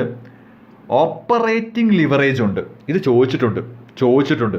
ഓപ്പറേറ്റിംഗ് ലിവറേജ് എന്ന് പറഞ്ഞാൽ ബിസിനസ്സിൻ്റെ ടോട്ടൽ കോസ്റ്റിൽ ഫിക്സഡ് കോസ്റ്റ് മിക്സ് ചെയ്യാനുള്ളൊരു കഴിവാണ്. ബിസിനസ്സിൻ്റെ ടോട്ടൽ കോസ്റ്റിനകത്ത് ഫിക്സഡ് കോസ്റ്റിൻ്റെ ഒരു പ്രസൻസിനെയാണ് ഓപ്പറേറ്റിംഗ് ലിവറേജ് എന്ന് പറയുന്നത്. ഫിനാൻഷ്യൽ ലിവറേജ് അല്ലെങ്കിൽ ട്രേഡിംഗ് ഓൺ ഇക്വിറ്റി, അടിവരയിട്ട് പഠിച്ചോണം, ചോദിക്കാറുണ്ട്. ഫിനാൻഷ്യൽ ലിവറേജിൻ്റെ മറ്റൊരു പേരാണ് ട്രേഡിംഗ് ഓൺ ഇക്വിറ്റി. എന്ന് പറഞ്ഞാൽ ബിസിനസ്സിൻ്റെ ടോട്ടൽ ക്യാപിറ്റലിൽ the use of fixed charge sources, അതായത് ബിസിനസ്സിൻ്റെ ടോട്ടൽ ക്യാപിറ്റലിനകത്ത് കടം വാങ്ങിയും കൂടെ ബിസിനസ് ചെയ്യാനുള്ളൊരു കഴിവ്. അപ്പോൾ 2 ടൈപ്പ് ലിവറേജ് ഉണ്ട്. ഓപ്പറേറ്റിംഗ് ലിവറേജ് എന്ന് ഉദ്ദേശിക്കുന്നത് ടോട്ടൽ കോസ്റ്റിനകത്ത് ഫിക്സഡ് കോസ്റ്റിൻ്റെ പ്രസൻസ് ആണ്. ഫിനാൻഷ്യൽ ലിവറേജ് അല്ലെങ്കിൽ ട്രേഡിംഗ് ഓൺ ഇക്വിറ്റി എന്ന് പറഞ്ഞാൽ ടോട്ടൽ ക്യാപിറ്റലിനകത്ത് കടത്തിൻ്റെ ഒരു പ്രസൻസ് ആണ് ഫിനാൻഷ്യൽ ലിവറേജ് അല്ലെങ്കിൽ ട്രേഡിംഗ് ഓൺ ഇക്വിറ്റി. ഇതൊന്ന് ഓർത്ത് വെച്ചേക്കുക. ഓക്കെ, അപ്പോൾ പ്രധാനമായിട്ടും ഫിനാൻസിങ് ഡിസിഷനകത്ത് ഇതൊക്കെയാണ് ചോദിക്കുന്നത്. ഇതിനകത്ത് കോസ്റ്റ് ഓഫ് ക്യാപിറ്റലിനകത്ത് പ്രോബ്ലം ഉണ്ടെന്ന് ഞാൻ പറയുന്നുണ്ട്, പക്ഷേ അതൊക്കെ ലീസ്റ്റ് പ്രയോറിറ്റി കൊടുക്കുക. സോഴ്സ് ഓഫ് ഫിനാൻസ് ഒന്ന് ഓടിച്ച് വായിച്ച് വെച്ചേക്കുക. പ്രത്യേകിച്ച് വരുന്നെങ്കിൽ വരട്ടെ, ഞാൻ എന്തായാലും ഒന്ന് പറഞ്ഞിടുവാണ്. ഇക്വിറ്റി ഷെയർ ക്യാപിറ്റലിൻ്റെ ഫീച്ചേഴ്സ് നോക്കി വെച്ചു. ഇക്വിറ്റി ഷെയറിൻ്റെ ഫീച്ചേഴ്സ് വെറുതെ ചോദിച്ചില്ലെങ്കിലും എന്നെ ഒന്നും പറയരുത്. ഇപ്പോൾ പെട്ടെന്ന് തോന്നിയതാ, ചോദിക്കാൻ സാധ്യത ഉണ്ടോ എന്നൊരു സംശയം. ഇക്വിറ്റി ഷെയർ ക്യാപിറ്റലിൻ്റെ ഫീച്ചേഴ്സ് ഉണ്ട്. Maturity, claim on asset, claim on income എന്ന് പറഞ്ഞിട്ട് ലിമിറ്റഡ് ലയബിലിറ്റി, ഇങ്ങനെ കുറേ ഉണ്ട്. അപ്പം ഇക്വിറ്റി ഷെയർ ക്യാപിറ്റലിൻ്റെ ഫീച്ചേഴ്സ്, ഡിബഞ്ചറിൻ്റെ ഡിഫറെൻറ്റ് ടൈപ്സും കൂടെ എടുത്തിട്ട്. ഡിബഞ്ചറിൻ്റെ ഡിഫറെൻറ്റ് ടൈപ്സ് എളുപ്പമാണോ? On the basis of redemption, on the basis of conversion, on the basis of അങ്ങനെയുള്ളൂ. അപ്പം ഞാനൊന്ന് റെഫർ ചെയ്യുവാണ്, ഞാൻ നിങ്ങൾക്കൊന്ന് ഒരു ക്ലൂ തരുവാണ്. ഇക്വിറ്റി ഷെയർ ക്യാപിറ്റലിൻ്റെ ഫീച്ചേഴ്സും ഡിഫറെൻറ്റ് ടൈപ്സ് ഓഫ് ഡിബഞ്ചറും നോക്കി വെച്ചുതരാം. എന്തായാലും അതിരിക്കട്ടെ. നെക്സ്റ്റ് ആണ് നമ്മുടെ ഏറ്റവും പ്രധാനപ്പെട്ട മൊഡ്യൂളാണ് വർക്കിംഗ് ക്യാപിറ്റൽ. ഞാൻ ഓൾറെഡി പറഞ്ഞു, വർക്കിംഗ് ക്യാപിറ്റലിൻ്റെ 1 മണിക്കൂറിൽ കൂടുതലുള്ള ക്ലാസ് അപ്ലോഡ് ചെയ്തിട്ടുണ്ട്. അത് കേൾക്കണം, നിർബന്ധമായിട്ടും അത് കേൾക്കണം. അതിന് ശേഷമുള്ള പ്രധാനപ്പെട്ട ഒരു ടോപ്പിക്കാണ് ഈ വന്ന എസ്സേ. കണ്ടോ, വർക്കിംഗ് ക്യാപിറ്റൽ മാനേജ്മെൻറ്റിൻ്റെ ഏരിയാസാണ് കഴിഞ്ഞ തവണ എസ്സേ ചോദിച്ചത്. ഇത് ഒരുപാടുണ്ട്, പക്ഷേ ഇത് പഠിക്കാൻ എളുപ്പമൊഴി ഞാൻ പറഞ്ഞുതരാം. നമുക്കിവിടെ 3 ടൈപ്പ് ഏരിയ ഉണ്ട്. Cash management, receivables management, inventory management. Okay, ഈ ഒരു മൊഡ്യൂളായിരിക്കും ഏറ്റവും പ്രധാനമായിട്ട് നോക്കേണ്ടുന്നത്. ഇതിനകത്ത് ഈ ക്യാഷ് മാനേജ്മെൻറ്റിൽ വരാൻ സാധ്യതയുള്ള നല്ലൊരു ചോദ്യം, എന്തിനാണോ ക്യാഷ്? അതൊരു ചോദ്യമാണ്. അതാണ് ചോദ്യം, എന്തിനാണ് ബിസിനസ്സിന് ക്യാഷ് മാനേജ്മെൻറ്റിൽ ചോദിക്കാവുന്ന നല്ലൊരു 4 മാർക്കിൻ്റെ ചോദ്യമാണ്. മോട്ടീവ്സ് ഫോർ ഹോൾഡിംഗ് ക്യാഷ്, എന്തിനാണ് ക്യാഷ്? ഇങ്ങനൊരു ചോദ്യം വന്നാൽ നിങ്ങളെല്ലാവരും എഴുതി വെക്കുന്നത് പേയ്മെൻറ്റ് ഓഫ് സാലറിക്ക്, പേയ്മെൻറ്റ് ഓഫ് വേജസിന്, പേയ്മെൻറ്റ് ഓഫ് ഇലക്ട്രിസിറ്റി ബില്ല്, അങ്ങനല്ല. നമ്മൾ കൊമേഴ്സുകാർ അറിയണം ബിസിനസ്സിന് എന്തിനാണ് ക്യാഷ് എന്ന് ചോദിച്ചാൽ പ്രധാനമായിട്ടും 4 മോട്ടീവാണ്. ഈ ട്രാൻസാക്ഷൻ മോട്ടീവ് എന്ന് പറയുന്നതാണ് ബിസിനസ്സിൻ്റെ റെഗുലർ ട്രാൻസാക്ഷൻ. പ്രിക്വേഷണറി മോട്ടീവ് എന്ന് പറഞ്ഞാൽ എന്തെങ്കിലും അപകടം പറ്റുകയോ അങ്ങനെ എന്തെങ്കിലും സംഭവിച്ചാൽ കൊടുക്കാനായിട്ട്. സ്പെക്കുലേറ്റീവ് മോട്ടീവ് എന്ന് ഉദ്ദേശിക്കുന്നത് ഫ്യൂച്ചർ മുൻകൂട്ടി കണ്ട് നമ്മൾ ഏതെങ്കിലും രീതിയിൽ സ്പെക്കുലേഷൻ നടത്തുള്ളൂ. അത് ഊഹക്കച്ചവടം പോലെ. അഥവാ ഇനി ഫ്യൂച്ചറിൽ വല്ല പ്രോഡക്റ്റിനും വില കൂടിയാലോ എന്ന് വിചാരിച്ച് ഇപ്പോഴേ വാങ്ങി വെക്കുന്നു, അങ്ങനത്തുള്ള ഒരു ഊഹക്കച്ചവടങ്ങളാണ്. കോമ്പൻസേഷൻ മോട്ടീവ് എന്ന് ഉദ്ദേശിക്കുന്നത് നമുക്ക് ഈ ബാങ്കുകൾ ഒരുപാട് സർവീസുകൾ ചെയ്തു തരും ബിസിനസ്സുകാർക്ക്. അപ്പോൾ ഈ സർവീസുകളൊന്നും അവർ ഫ്രീ ആയിട്ടല്ല ചെയ്യുന്നത്, നമ്മളൊരു മിനിമം ബാലൻസ് ആ ബാങ്കിൽ കീപ്പ് ചെയ്യണം. അങ്ങനെ കീപ്പ് ചെയ്യുന്നതിനെയാണ് കോമ്പൻസേഷൻ മോട്ടീവ്. അവർ നമുക്ക് ചെയ്തു തരുന്ന സഹായത്തിന് നമ്മൾ പകരമായിട്ട് ഒരു എമൗണ്ട് ബാങ്കിൽ വെക്കും. അപ്പോൾ ഇതൊന്ന് നോക്കിയേക്കണേ, മോട്ടീവ്സ് ഫോർ ഹോൾഡിംഗ് ക്യാഷ്. പ്രധാനമായിട്ടും ക്യാഷ് ഹോൾഡ് ചെയ്യുന്ന എന്തിനൊക്കെയാണ്? അപ്പോൾ നാല് പോയിന്റ് ഉണ്ട്. ട്രാൻസാക്ഷൻ നടത്താൻ, ഒരു പ്രിക്വേഷനായിട്ട്, സ്പെക്കുലേഷൻ നടത്താൻ, ദെൻ ബാങ്കിനൊരു കോമ്പൻസേഷനായിട്ട്. കോമ്പൻസേഷൻ മോട്ടീവ് എന്ന് പറഞ്ഞാൽ നമ്മൾ ഉദ്ദേശിക്കുന്ന നമുക്ക് ആർക്കും കോമ്പൻസേഷൻ കൊടുക്കുന്നതെന്നല്ല, ബാങ്കുകൾ നമുക്ക് ചെയ്തു തരുന്ന സഹായത്തിന് ബാങ്കിൽ നമ്മളൊരു ഫിക്സഡ് എമൗണ്ട് വെച്ചിരിക്കും, അത് വിഡ്രോ ചെയ്യത്തില്ല. അതാണ് കോമ്പൻസേഷൻ മോട്ടീവ്. പിന്നീട് എന്താണ് ഈ ക്യാഷ് മാനേജ്മെൻറ്റ്? ഞാൻ ഈ പോയിന്റ് ബേസ്ഡ് എന്ന് പറഞ്ഞുതരാം. ക്യാഷ് മാനേജ്മെൻറ്റ് എന്ന് പറഞ്ഞു കഴിഞ്ഞാൽ ഫസ്റ്റ് ജോലി നമുക്ക് എത്ര രൂപ ആവശ്യമുണ്ടെന്ന് പ്ലാൻ ചെയ്യുക, ക്യാഷ് പ്ലാനിങ് ആണ്. ഫസ്റ്റ് ജോലി എന്ന് പറയുന്നത് ക്യാഷ് പ്ലാനിങ് ആണ്. ഓക്കെ. രണ്ടാമത്തെ ജോലി നമുക്ക് കിട്ടാനുള്ള ക്യാഷ് മാക്സിമം സ്പീഡിൽ കളക്ട് ചെയ്യുക. കൊടുക്കാനുള്ള ക്യാഷ് കഴിവതും ഡിലേ വരുത്തുക, പക്ഷേ നമ്മുടെ റെപ്യൂട്ടേഷൻ കളയരുത്. കിട്ടാനുള്ള ക്യാഷ് മാക്സിമം സ്പീഡിൽ കളക്ട് ചെയ്യുക, കൊടുക്കാനുള്ള ക്യാഷ് നമ്മുടെ റെപ്യൂട്ടേഷൻ പോകാതെ തന്നെ മാക്സിമം ഡിലേ വരുത്തുക. അതാണ് നമ്മൾ രണ്ടാമത് ശ്രദ്ധിക്കേണ്ടത്. മൂന്നാമതായിട്ട് അപ്രോപ്രിയേറ്റ് ക്യാഷ് ബാലൻസ്. നമ്മുടെ ബിസിനസ്സിൽ ഓരോ സമയത്തും എത്ര രൂപ ക്യാഷ് ബാലൻസ് വെച്ചിരിക്കണമെന്ന് കണ്ടെത്തുക. എക്സസ് ക്യാഷ് ബാലൻസ് ഉണ്ടെങ്കിൽ അത് എവിടെയെങ്കിലും ഇൻവെസ്റ്റ് ചെയ്യുക. ഈ രീതിയിലാണ് നിങ്ങൾ ക്യാഷ് മാനേജ്മെൻറ്റിനെ കാണേണ്ടത്. ഓക്കെ. അപ്പോൾ ഫസ്റ്റ് സ്റ്റെപ്പ് എന്ന് പറയുന്നത് നമുക്ക് എത്ര രൂപ വേണമെന്ന് പ്ലാൻ ചെയ്യുക, എന്നിട്ട് നമുക്ക് കിട്ടാനുള്ള പൈസ മാക്സിമം സ്പീഡിൽ കളക്ട് ചെയ്യുക, കൊടുക്കാനുള്ളത് മാക്സിമം പതുക്കെ കൊടുക്കുക എന്ന് പറഞ്ഞു കഴിഞ്ഞാൽ നമ്മുടെ റെപ്യൂട്ടേഷന് പോവാത്ത രീതി വേണം അത് കളിക്കാൻ. ദെൻ ഓരോ സമയത്തും ബിസിനസ്സിൽ ഉണ്ടാവേണ്ട ക്യാഷ് ബാലൻസ് എത്രയെന്ന് ഐഡൻറ്റിഫൈ ചെയ്യുക. എക്സസ് ആണ് നിൽക്കുന്നതെങ്കിൽ അത് എവിടെയെങ്കിലും ഇൻവെസ്റ്റ് ചെയ്യുക. ഇങ്ങനെയാണ് ക്യാഷ് മാനേജ്മെൻറ്റ് മുന്നോട്ട് പോകേണ്ടത്. ഇതൊരു വലിയ ഏരിയ ആണ്, ഇതിനകത്ത് ഇങ്ങനെ പഠിച്ചു വരണം. ഓക്കെ. ഇപ്പോൾ കഴിഞ്ഞോണത്തെ എസ് ആയിരുന്നു, പക്ഷേ അതൊട്ടും ഒരു പ്രിഫറബിൾ ആയിട്ടുള്ളൊരു എസ് ആയിരുന്നില്ല. ക്യാഷ് മാനേജ്മെൻറ്റും റിസീവബിൾസ് മാനേജ്മെൻറ്റും ഇൻവെൻട്രിയും കൂടെയൊക്കെ എഴുതുക എന്ന് പറഞ്ഞു കഴിഞ്ഞാൽ ഒരുപാട് എഴുതാനുണ്ട്. ജസ്റ്റ് ചുരുക്കി എഴുതാനായിരിക്കും ഉദ്ദേശിക്കുന്നത്, പക്ഷേ അതൊരു നല്ലൊരു എസ് അല്ലായിരുന്നു. ആ ടേം എക്സ്പ്ലെയിൻ ചെയ്യുക എന്നേ ഉദ്ദേശിച്ചോളൂ. ഇപ്പം കുട്ടികൾക്ക് നല്ല കൺഫ്യൂഷൻ ഉണ്ടായിരുന്നു എത്രത്തോളം എഴുതണമെന്ന്. കാര്യം അത് ക്യാഷ് മാനേജ്മെൻറ്റ് മാത്രം എഴുതാൻ നിന്നാൽ തന്നെ ഒരു എസ് ഉണ്ട്. അപ്പോൾ അങ്ങനെ ഒരു ചോദ്യം ഒരിക്കൽ കൂടി ആവർത്തിക്കുമെന്ന് തോന്നുന്നില്ല. എന്നിരുന്നാലും ഇതൊരു നല്ലൊരു ഏരിയ ആണ്, അതായത് നമുക്ക് പഠിക്കാനുള്ള നല്ലൊരു ഏരിയ ആണ് ഈ ഏരിയാസ് ഓഫ് വർക്കിംഗ് ക്യാപിറ്റൽ എന്ന് പറയുന്നത്. ഓക്കെ. നെക്സ്റ്റ് റിസീവബിൾസ് മാനേജ്മെൻറ്റ്, അതായത് ഡെറ്റേഴ്സ് മാനേജ്മെൻ്റ് ആണ്. അവിടെയും പ്രധാനപ്പെട്ട ഒരു ടോപ്പിക്കുണ്ട്. നമുക്ക് ക്രെഡിറ്റ് സെയിൽ ഉണ്ടാകുമ്പോഴാണല്ലോ ഡെറ്റേഴ്സ് ഉണ്ടാകുന്നത്. ക്രെഡിറ്റ് സെയിൽ അടക്കുമ്പോഴല്ലേ ഡെറ്റേഴ്സ് ഉണ്ടാകുന്നത്. അപ്പോൾ നമുക്കങ്ങനെ ഡെറ്റേഴ്സ് ഉണ്ടെങ്കിൽ, അതായത് നമ്മൾ കടത്തിന് വിറ്റാൽ നമുക്ക് എന്തൊക്കെ കോസ്റ്റ് ഉണ്ടാവും, എന്തൊക്കെ പ്രധാനപ്പെട്ട ചിലവുണ്ടാവും. ഒന്ന് ക്യാപിറ്റൽ കോസ്റ്റ് എന്ന് ഉദ്ദേശിക്കുന്നത് എന്താ? കടത്തിന് സാധനം വിൽക്കുമ്പോൾ അവർ ഉടനെ പൈസ തരത്തില്ല. സോ അപ്പോൾ കുറച്ച് നാളത്തേക്ക് നമ്മൾ വേറെ എവിടെയെങ്കിലും പൈസ ഒപ്പിക്കേണ്ടി വരും. അതിൻ്റെ ഒരു ചിലവാണ് ഈ ക്യാപിറ്റൽ കോസ്റ്റ്. അപ്പോൾ ഈ ഹെഡിങ് നോക്കിക്കോണേ, cost of maintaining accounts receivable എന്നാണ്. പിന്നെ അഡ്മിനിസ്ട്രേറ്റീവ് കോസ്റ്റ്, അതായത് ഈ ഡെറ്റേഴ്സിൻ്റെ കാര്യങ്ങളും എല്ലാം ഒരുപാട് പേപ്പർ വർക്കുകളുണ്ടല്ലോ. ഈ ഡെറ്റേഴ്സുമായിട്ട് ബന്ധപ്പെട്ട കുറേ പേപ്പർ വർക്കുകളൊക്കെ ഇല്ലേ. അപ്പോൾ അത്തരം പേപ്പർ വർക്കുകളൊക്കെ ചെയ്യുന്നതിൻ്റെ കോസ്റ്റാണ് അഡ്മിനിസ്ട്രേറ്റീവ് കോസ്റ്റ്. പിന്നെ കളക്ഷൻ കോസ്റ്റ്, ഇവരുടെ നിന്ന് പൈസ പിരിക്കാൻ എടുക്കുന്ന ചെറിയൊരു ചിലവുണ്ട്. ദെൻ ഇത് കേട്ടോണേ, ഇത് ചോദിക്കും. ഈ ഡെലിൻക്വൻസി കോസ്റ്റ് എന്ന് ഉദ്ദേശിക്കുന്നത് നമുക്ക് ഡെറ്റേഴ്സ് പൈസ തരത്തില്ല എന്നല്ല, അവർ തരാൻ താമസിക്കും, അവർ പറയുന്ന സമയത്ത് തരാതിരിക്കും. അപ്പം നമുക്ക് വീണ്ടും പൈസ അറേഞ്ച് ചെയ്യേണ്ടി വരും. ഡെലിൻക്വൻസി എന്ന് ഉദ്ദേശിക്കുന്നത് കറക്റ്റ് മലയാളം കുരുത്തക്കേടെന്നാണ്. അങ്ങനെ നോക്കിയാൽ മതി. കുരുത്തക്കേട് കാണിക്കുക എന്ന് പറഞ്ഞാൽ വലിയൊരു തെറ്റൊന്നുമല്ല, പക്ഷേ അവർ സമയത്ത് പൈസ തിരിച്ചു തന്നില്ല. ആ സമയത്ത് നമുക്കുണ്ടാകുന്നൊരു നഷ്ടമാണ് ഈ ഡെലിൻക്വൻസി കോസ്റ്റ് എന്ന് പറയുന്നത്. ഡിഫോൾട്ട് കോസ്റ്റ് എന്ന് പറഞ്ഞാൽ അവർ നമുക്ക് പൈസ തരുന്നതേയില്ല. അപ്പോൾ ഈ തരത്തിലൊക്കെയാണ് നമുക്ക് ക്രെഡിറ്റ് സെയിൽ നടക്കുമ്പോൾ പണി കിട്ടുന്നത്. അപ്പോൾ അതാണ് ഈ റിസീവബിൾസ് മാനേജ്മെൻറ്റിനകത്ത് കോസ്റ്റ് ഓഫ് മെയിൻറ്റെയിനിങ്, അതായത് നമുക്ക് കടത്തിന് വിറ്റ് കഴിഞ്ഞാലുള്ള നമ്മുടെ പ്രധാനപ്പെട്ട പ്രശ്നങ്ങൾ എന്തൊക്കെയാണെന്നാണ്. ദെൻ ഇൻവെൻറ്ററി മാനേജ്മെൻറ്റ് വലിയൊരു ഏരിയ ആണ്, വളരെ വലിയൊരു ഏരിയ ആണ്. ഇതെന്താ സംഭവം എന്ന് വെച്ചാൽ, എന്താണ് ഇൻവെൻറ്ററി എന്നൊരു ചോദ്യം വരാം. പലരുടെ ഇപ്പോഴത്തെ ഉള്ള വിചാരം എന്ന് പറയുന്നത് ഇൻവെൻറ്ററി എന്ന് പറഞ്ഞാൽ സ്റ്റോക്ക് എന്ന് എഴുതി വയ്ക്കും. ഇൻവെൻറ്ററി എന്ന് പറഞ്ഞാൽ സ്റ്റോക്ക് അല്ല. ഇൻവെൻറ്ററി എന്ന് ഉദ്ദേശിക്കുന്നത് raw material, work in progress, finished goods, consumables and spare parts.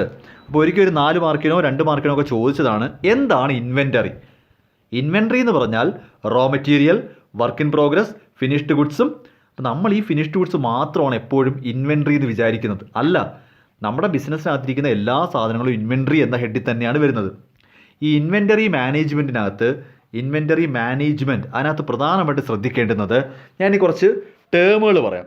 Okay, കുറച്ച് ടേമുകൾ ശ്രദ്ധിച്ചോണം. ABC അനാലിസിസ്, ഇതൊക്കെ 1 മാർക്ക് 2 മാർക്കിന് വരാം. ABC അനാലിസിസ് എന്ന് പറഞ്ഞാൽ ഓൾവേസ് ബെറ്റർ കൺട്രോൾ എന്നാണ്. ഈ ഓൾവേസ് ബെറ്റർ കൺട്രോൾ എന്ന് ഉദ്ദേശിക്കുന്നത് നമുക്ക് ഓരോ ഇൻവെൻ്ററിയും എന്തുമാത്രം കെയർ കൊടുക്കണമെന്നാണ്. ഇപ്പോൾ ഉദാഹരണത്തിന് എ കാറ്റഗറി എന്ന് പറഞ്ഞാൽ ഭയങ്കര വാല്യൂ ആയിരിക്കും, ലെസ് ക്വാണ്ടിറ്റി ആയിരിക്കും. ഇപ്പോൾ ഡയമണ്ടിൻ്റെ കെയറിങ് അറിയാമല്ലോ, നല്ല രീതിയിൽ കെയർ കൊടുക്കണം. സി എന്ന് പറയുന്നത് ലെസ് വാല്യൂ ആയിരിക്കും, ഭയങ്കര ക്വാണ്ടിറ്റി ആയിരിക്കും. ഉപ്പ്, സോൾട്ടൊന്നും ആരും അങ്ങനെ ലോക്കറിൽ വെച്ച് കൂട്ടാറൊന്നുമില്ലല്ലോ.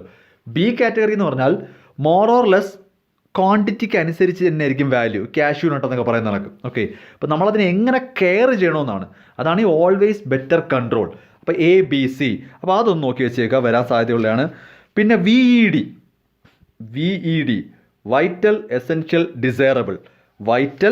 എസെൻഷ്യൽ ഡിസൈറബിൾ എന്ന് പറയുന്നത് ഈ സ്പെയർ പാർട്സുകളില്ലേ, മെഷീനറിക്ക് ഉപയോഗിക്കുന്ന സ്പെയർ പാർട്സ്, ഈ സ്പെയർ പാർട്സിൻ്റെ കേസിലാണ് ഇങ്ങനെ തിരിക്കുന്നത്. വൈറ്റൽ സ്പെയർ പാർട്സ് എന്ന് ഉദ്ദേശിക്കുന്നത് ആ സ്പെയർ പാർട്സ് കിട്ടിയില്ല എന്നുണ്ടെങ്കിൽ പ്രൊഡക്ഷൻ അപ്പോൾ അവിടെ നിർത്തേണ്ടി വരും. അപ്പോൾ അത് എപ്പോഴും റെഡിലി അവൈലബിൾ ആക്കണം. എസെൻഷ്യൽ എന്ന് പറഞ്ഞാൽ അത് വേണം, പക്ഷേ കുറച്ച് മണിക്കൂറുകളിലേക്ക് അല്ലെങ്കിൽ ഒരു 1-2 ദിവസത്തേക്കും കൂടെ വേണമെങ്കിൽ നമുക്ക് മെഷീനറി പ്രവർത്തിപ്പിക്കാം. ഡിസൈറബിൾ എന്ന് പറഞ്ഞു കഴിഞ്ഞാൽ കുറച്ച് ആഴ്ചകളിലേക്കൊക്കെ നമുക്ക് മെഷീനറി അതില്ലാതെയും പോകും. അപ്പം നമുക്ക് വേണ്ടുന്ന സ്പെയർ പാർട്സിൻ്റെ ഒരു ക്ലാസിഫിക്കേഷനാണ് ഈ VED, വൈറ്റൽ എസെൻഷ്യൽ ഡിസൈറബിൾ. പിന്നെ FSN ഉണ്ട്, fast moving goods, slow moving goods, non moving goods എന്ന് പറയും. അതിനകത്ത് ഫാസ്റ്റ് മൂവിങ് ഗുഡ്സ് ആണെങ്കിൽ പെട്ടെന്ന് നമ്മുടെ സ്റ്റോക്ക് ചെയ്തുകൊണ്ടിരിക്കണം. സ്ലോ മൂവിങ് ആണെങ്കിൽ പതുക്കെ മതി. നോൺ മൂവിങ് എന്ന് പറഞ്ഞാൽ അത് എപ്പോഴെങ്കിലും മൂവ് ചെയ്ത് കഴിഞ്ഞിട്ട് പിന്നെ പതുക്കെ സ്റ്റോർ ചെയ്താൽ മതി. എത്ര പെട്ടെന്ന് നമ്മുടെ പ്രോഡക്റ്റുകൾ സ്റ്റോർ ചെയ്യണമെന്നാണ്. ഓക്കെ, പിന്നെ JIT ഉണ്ട്, ജസ്റ്റ് ഇൻ ടൈം എന്ന് ഉദ്ദേശിക്കുന്നത് നമുക്ക് എപ്പോൾ ജസ്റ്റ് ഇൻ ടൈം എന്നാണ് ഈ JIT. എപ്പോഴാണോ നമുക്ക് പ്രോഡക്റ്റ് വേണ്ടത് അല്ലെങ്കിൽ റോ മെറ്റീരിയൽസ് വേണ്ടത് ആ സമയത്ത് മാത്രം വാങ്ങുക, സ്റ്റോർ ചെയ്യുന്നില്ല. JITയിൽ അങ്ങനെ വാങ്ങി വെക്കുന്നില്ല, ആവശ്യമുള്ളപ്പം മാത്രം വാങ്ങുന്നു. പിന്നൊരു പ്രധാനപ്പെട്ട ടോപ്പിക്കാണ് EOQ വളരെ പ്രധാനപ്പെട്ട ടോപ്പിക്കാണ്. ഓക്കെ, എക്കണോമിക് ഓർഡർ ക്വാണ്ടിറ്റി എന്ന് പറയുന്നത് ഒരു സമയം ഒരു ഓർഡറിനകത്ത് ഒരേ സമയത്ത് ഒരു ഓർഡറിനകത്ത് എത്ര ക്വാണ്ടിറ്റിയാണ് നമ്മൾ ഓർഡർ ചെയ്ത് എടുക്കേണ്ടുന്നത്, ഒരു ഓർഡറിൽ നമ്മൾ എത്ര ക്വാണ്ടിറ്റി ഓർഡർ ചെയ്യണം, അതാണ് EOQ എന്ന് പറയുന്നത്. ഓക്കെ, പിന്നെ നമുക്ക് ഡിഫറൻറ്റ് സ്റ്റോക്ക് ലെവൽസൊക്കെ ഉണ്ട്. അപ്പോൾ ഇങ്ങനെ കുറേ ഏരിയ ഉണ്ട്. ഇൻവെൻട്രി മാനേജ്മെൻറ്റ് വലിയൊരു ഏരിയയാണ്.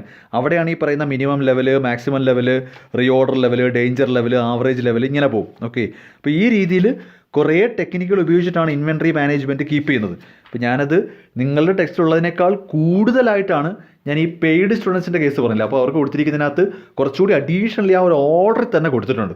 അപ്പോൾ അത് നിങ്ങൾ നോക്കേണ്ടത് എങ്ങനെയാണ്, ഇൻവെൻട്രി മാനേജ്മെൻറ്റിനകത്ത് വരുന്നതാണ് ഈ പറയുന്ന ABC, VED, FSN, JIT, EOQ എല്ലാം. ഈ പറയുന്ന എല്ലാം ഇൻവെൻറ്ററി മാനേജ്മെൻറ്റിനകത്താണ്.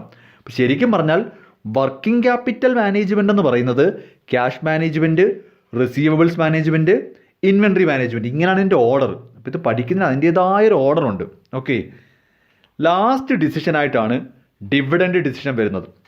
ചെറിയൊരു മൊഡ്യൂളാണ്, പക്ഷേ ഇവൻ ആളാറ്റം ബോംബാണ്. ഇതിനകത്തുള്ള മിക്കവാറും എല്ലാ ചോദ്യവും പരീക്ഷയ്ക്ക് വന്നിട്ടുണ്ട്. അപ്പോൾ ഈ ഡിവിഡൻഡ് ഡിസിഷൻ ഒരു കാരണവശാലും വിടണ്ട. വർക്കിംഗ് ക്യാപിറ്റലും ഡിവിഡൻഡ് ഡിസിഷനും കൂടെ നന്നായിട്ട് പഠിക്കുക. ഇപ്പോൾ നിങ്ങൾക്കൊരു ചോദ്യം, ഡിവിഡൻഡ് ഡിസിഷൻ ഒരു ചെറിയ മൊഡ്യൂളല്ലേ, അത് നോക്കണോ? അങ്ങനല്ല, ഡിവിഡൻഡ് ഡിസിഷൻ ഇന്ന് ക്വസ്റ്റ്യൻസ് കാണും. പ്രധാനമായിട്ടും വരുന്നത് നമ്മൾ ഡിവിഡൻഡ് കൊടുക്കുന്ന രീതികളാണ്. നമുക്ക് ക്യാഷായിട്ട് ഡിവിഡൻഡ് കൊടുക്കാം. ഈ സ്ക്രിപ്പ് അല്ലെങ്കിൽ ബോണ്ട് ഡിവിഡൻഡ് എന്ന് പറഞ്ഞു കഴിഞ്ഞാൽ ഡിവിഡൻഡ് ഒരു ഫ്യൂച്ചർ റേറ്റിൽ തരാമെന്നൊരു ഉറപ്പാണ്. ചോദ്യം എന്താണെന്ന് മനസ്സിലാവും, ഏതൊക്കെ രീതിയിൽ ഡിവിഡൻഡ് കൊടുക്കാമെന്നാണ് ചോദിച്ചിട്ടുണ്ട്. ഇത് ക്യാഷായിട്ട് കൊടുക്കാം, ഒരു ഉറപ്പ് കൊടുക്കാം, അതാണ് ഈ സ്ക്രിപ്പ്. ദെൻ പ്രോപ്പർട്ടി, ക്യാഷ് അല്ലാതെ മറ്റെന്തെങ്കിലും പ്രോപ്പർട്ടി, അതൊന്നും ഇന്ത്യയിൽ അതൊന്നും ഇല്ല. സ്റ്റോക്ക് ഡിവിഡൻഡ് എന്ന് ഉദ്ദേശിക്കുന്നത് ഡിവിഡൻറ്റിൻ്റെ സ്ഥാനത്ത് ഷെയർ കൊടുക്കും. എത്ര രൂപയുടെ ഡിവിഡൻഡാണ് കൊടുക്കാനുള്ളത് അത്രയും രൂപയുടെ ഷെയർ കൊടുക്കുക. ഓക്കെ, അതാണ് ഈ പറയുന്ന ബോണസ് ഇഷ്യൂ എന്ന് പറയുന്നത്. കേട്ടിട്ടില്ലേ ബോണസ് ഇഷ്യൂ? ഈ സ്റ്റോക്ക് ഡിവിഡൻഡായിട്ട് കൊടുക്കുന്നതാണ് ബോണസ് ഇഷ്യൂ. റൈറ്റ് ഇഷ്യൂവും ബോണസ് ഇഷ്യൂ ഒക്കെ പഠിച്ചിട്ടില്ലേ നിങ്ങളിപ്പോൾ? 4th സെം ആണെങ്കിൽ പോലും ഇന്ത്യൻ ഫിനാൻഷ്യൽ മാർക്കറ്റ് എന്നൊരു സബ്ജക്റ്റൊക്കെ ഉണ്ട്. ഓക്കെ, അല്ലെങ്കിൽ ക്യാപിറ്റൽ മാർക്കറ്റ് അങ്ങനെയൊക്കെ ഉണ്ട്.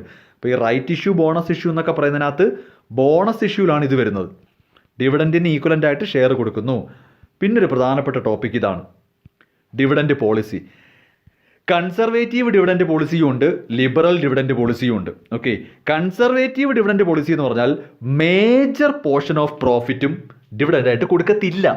കൺസർവേറ്റീവ് ഡിവിഡൻഡ് പോളിസിയിൽ ഡിവിഡൻഡ് കൊടുക്കുന്നത് കുറവായിരിക്കും, വളരെ കുറച്ച് ഡിവിഡൻഡ് കൊടുക്കും, ബാക്കിയെല്ലാം റിട്ടേൺ ചെയ്യും. ലിബറൽ ഡിവിഡൻഡ് പോളിസിയിൽ ഒരുപാട് എമൗണ്ട് ഡിവിഡൻഡ് കൊടുക്കും, കുറച്ച് മാത്രമേ റിട്ടേൺ ചെയ്യൂ. ആ രീതിയിലാണ് ഇത് വായിച്ച് വെക്കേണ്ടത്. ഓക്കെ, ഇവിടെ കൺസർവേറ്റീവ്സ് എന്ന് പറഞ്ഞാൽ എന്താ, സങ്കുചിതം. അതായത് നമ്മൾ ഒരുപാട് വിട്ട് കളിക്കുന്നില്ല, ഡിവിഡൻഡ് വളരെ കുറവായിരിക്കും. ലിബറൽ എന്ന് പറഞ്ഞാൽ ഇപ്പോൾ നിങ്ങൾ പറയാറില്ലേ, ലിബറലായിട്ട് വാല്യൂ ചെയ്യുമായിരിക്കും. പേപ്പറിൽ ലിബറൽ എന്ന് പറഞ്ഞാൽ മാർക്ക് വാരിക്കോരി തരുമെന്നാണ്. അപ്പോൾ ലിബറലായിട്ട് ഡിവിഡൻഡ് കൊടുക്കുക എന്ന് പറഞ്ഞാൽ ഡിവിഡൻഡ് വാരിക്കോരി കൊടുക്കും. പഠിക്കുന്ന സമയത്ത് ഞാൻ ഇങ്ങനെയൊക്കെ ഓർത്ത് വെച്ചിരുന്നത്, അല്ലാതെ അത്രയും വലിയൊരു നോളജൊന്നും നമുക്കില്ലായിരുന്നു. ലിബറൽ ഡിവിഡൻഡ് പോളിസിക്ക് ഒന്ന് ആലോചിച്ച് നോക്കുക, ലിബറൽ ഡിവിഡൻഡ് വാരിക്കോരി കൊടുക്കുവാണ്. അപ്പോൾ ഇതോ ഡിവിഡൻഡ് അധികം കൊടുക്കത്തില്ല.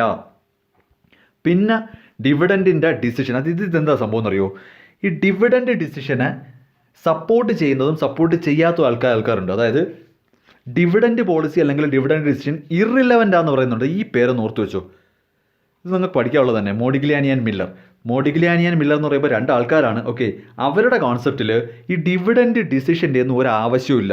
കമ്പനി ഡിവിഡൻഡ് കൊടുത്താലും കൊടുത്തില്ലെങ്കിലും ഒരു കാര്യമില്ലെന്നാണ് അവർ പറയുന്നത്. അതാണ് ഇർറിലവൻ്റ് കോൺസെപ്റ്റ്. ചിലപ്പോൾ ചോദിക്കാം, ഇർറിലവൻ്റ് കോൺസെപ്റ്റ് അല്ലെങ്കിൽ മോഡിഗ്ലിയാനി ആൻഡ് മില്ലർ കോൺസെപ്റ്റിൽ അവർ ഇത്രയാണ് ഉദ്ദേശിക്കുന്നത്, നിങ്ങൾ ഈ ഡിവിഡൻഡ് കൊടുക്കുന്നത് ഒരു വലിയ ഡിസിഷൻ ആയിട്ടൊന്നും വേണ്ട, അതത്ര വലിയ സംഭവമൊന്നുമല്ല. നിങ്ങൾ ഡിവിഡൻഡ് കൊടുക്കാതിരിക്കുക ചെയ്യുക. അവർ പറയുന്നത് കമ്പനിയുടെ ഷെയറിൻ്റെ വാല്യൂ ഉയർത്തുക, അത് മാത്രം ചെയ്യുക. എന്നാൽ ചില ആളുകൾ പറയുന്നത്, ഇപ്പോൾ വാൾട്ടറോ അല്ലെങ്കിൽ ജോൺ ലിൻഡറോ അവരൊക്കെ റിച്ചാർഡ്സണോ ഒക്കെ പറയുന്നതെന്ന് പറഞ്ഞു കഴിഞ്ഞാൽ, അല്ലെങ്കിൽ ഗോർഡനോ അവരൊക്കെ പറയുന്നത് അത് റിലവൻ്റ് ആണ്. അതായത് ഡിവിഡൻഡ് കൊടുക്കണം, ഡിവിഡൻഡ് ഡിസിഷൻ വേണം. അപ്പോൾ നമുക്ക് രണ്ട് തിയറി ഉണ്ട്, ഇതുപോലെ ഇർറിലവൻസ് തിയറിയും ഉണ്ട്, റിലവൻസ് തിയറിയും ഉണ്ട്. ഓക്കെ, അപ്പോൾ ഇത്രയൊക്കെയാണ് പ്രധാനമായിട്ടും ഫിനാൻഷ്യൽ മാനേജ്മെൻറ്റ് സബ്ജക്റ്റ് ഒന്ന് കറങ്ങി വരേണ്ടത്. അപ്പോൾ ഇതിനകത്ത് ഞാൻ ഒരുപാട് കാര്യങ്ങളും ഒരുപാട് എക്സ്പ്ലെയിൻ ചെയ്തിട്ടൊന്നുമില്ല. അതിന് കാര്യം ഒരു രാത്രി കൊണ്ടോ അല്ലെങ്കിൽ ഒരു ക്ലാസ് കൊണ്ടോ എക്സ്പ്ലെയിൻ ചെയ്യാൻ പറ്റുന്ന സബ്ജക്റ്റ് അല്ല. മൊഡ്യൂൾ വൈസ് തന്നെ 15-16 ക്ലാസ് വെച്ച് നമ്മൾ കൊടുത്തുകൊണ്ടിരിക്കുന്ന ഒരു സബ്ജക്റ്റാണ്. അപ്പോൾ ഈ രീതിയിൽ നിങ്ങൾ നോക്കി വെച്ചേക്കുക. അപ്പോൾ ഇത്രയും ക്ലാസ് കേട്ടതിന് ശേഷം ഞാൻ ആ പറയുന്ന വർക്കിംഗ് ക്യാപിറ്റലിൻ്റെ ആ ക്ലാസ്സും കൂടെ കേൾക്കുക. പിന്നെ ഇത്രയും കാര്യം കൂടെ നോക്കിയിട്ട് പ്രധാനമായിട്ടും ഇത്രയൊക്കെ നോക്കി വെക്കുക, ഉറപ്പായിട്ടും കിട്ടും. കാര്യം നല്ല രീതിയിൽ സ്കോർ ചെയ്യാം. ഞാൻ പറഞ്ഞു A+ വാങ്ങുന്നവർ സ്വന്തമായിട്ട് അവർ 5 മൊഡ്യൂളും പഠിക്കണം. ഓക്കെ, അപ്പോൾ ഇത്രയാണ് ശരിക്കും പറഞ്ഞാൽ ഫിനാൻഷ്യൽ മാനേജ്മെൻറ്റ് എന്ന് പറയുന്ന ഒരു സബ്ജക്റ്റിൻ്റെ ഒരു പെട്ടെന്ന് പറഞ്ഞു തരാവുന്നത്. ഒരു 1.5 മണിക്കൂറിനകത്ത് പെട്ടെന്ന് തീർക്കാവുന്ന ഇത്രയേ ഉള്ളൂ. അപ്പോൾ നമുക്ക് പരിമിതിയുണ്ട്, ഒരു ചെറിയ ഡ്യൂറേഷനകത്ത് ഒരു വലിയ സബ്ജക്റ്റ് കയറ്റുമ്പോൾ അതിൻ്റേതായ ബുദ്ധിമുട്ടുണ്ട്. അപ്പോൾ എങ്കിലും ഇത്രയും കാര്യങ്ങളിലൂടെ ഒന്ന് കടന്നു പോവുക. ഓക്കെ.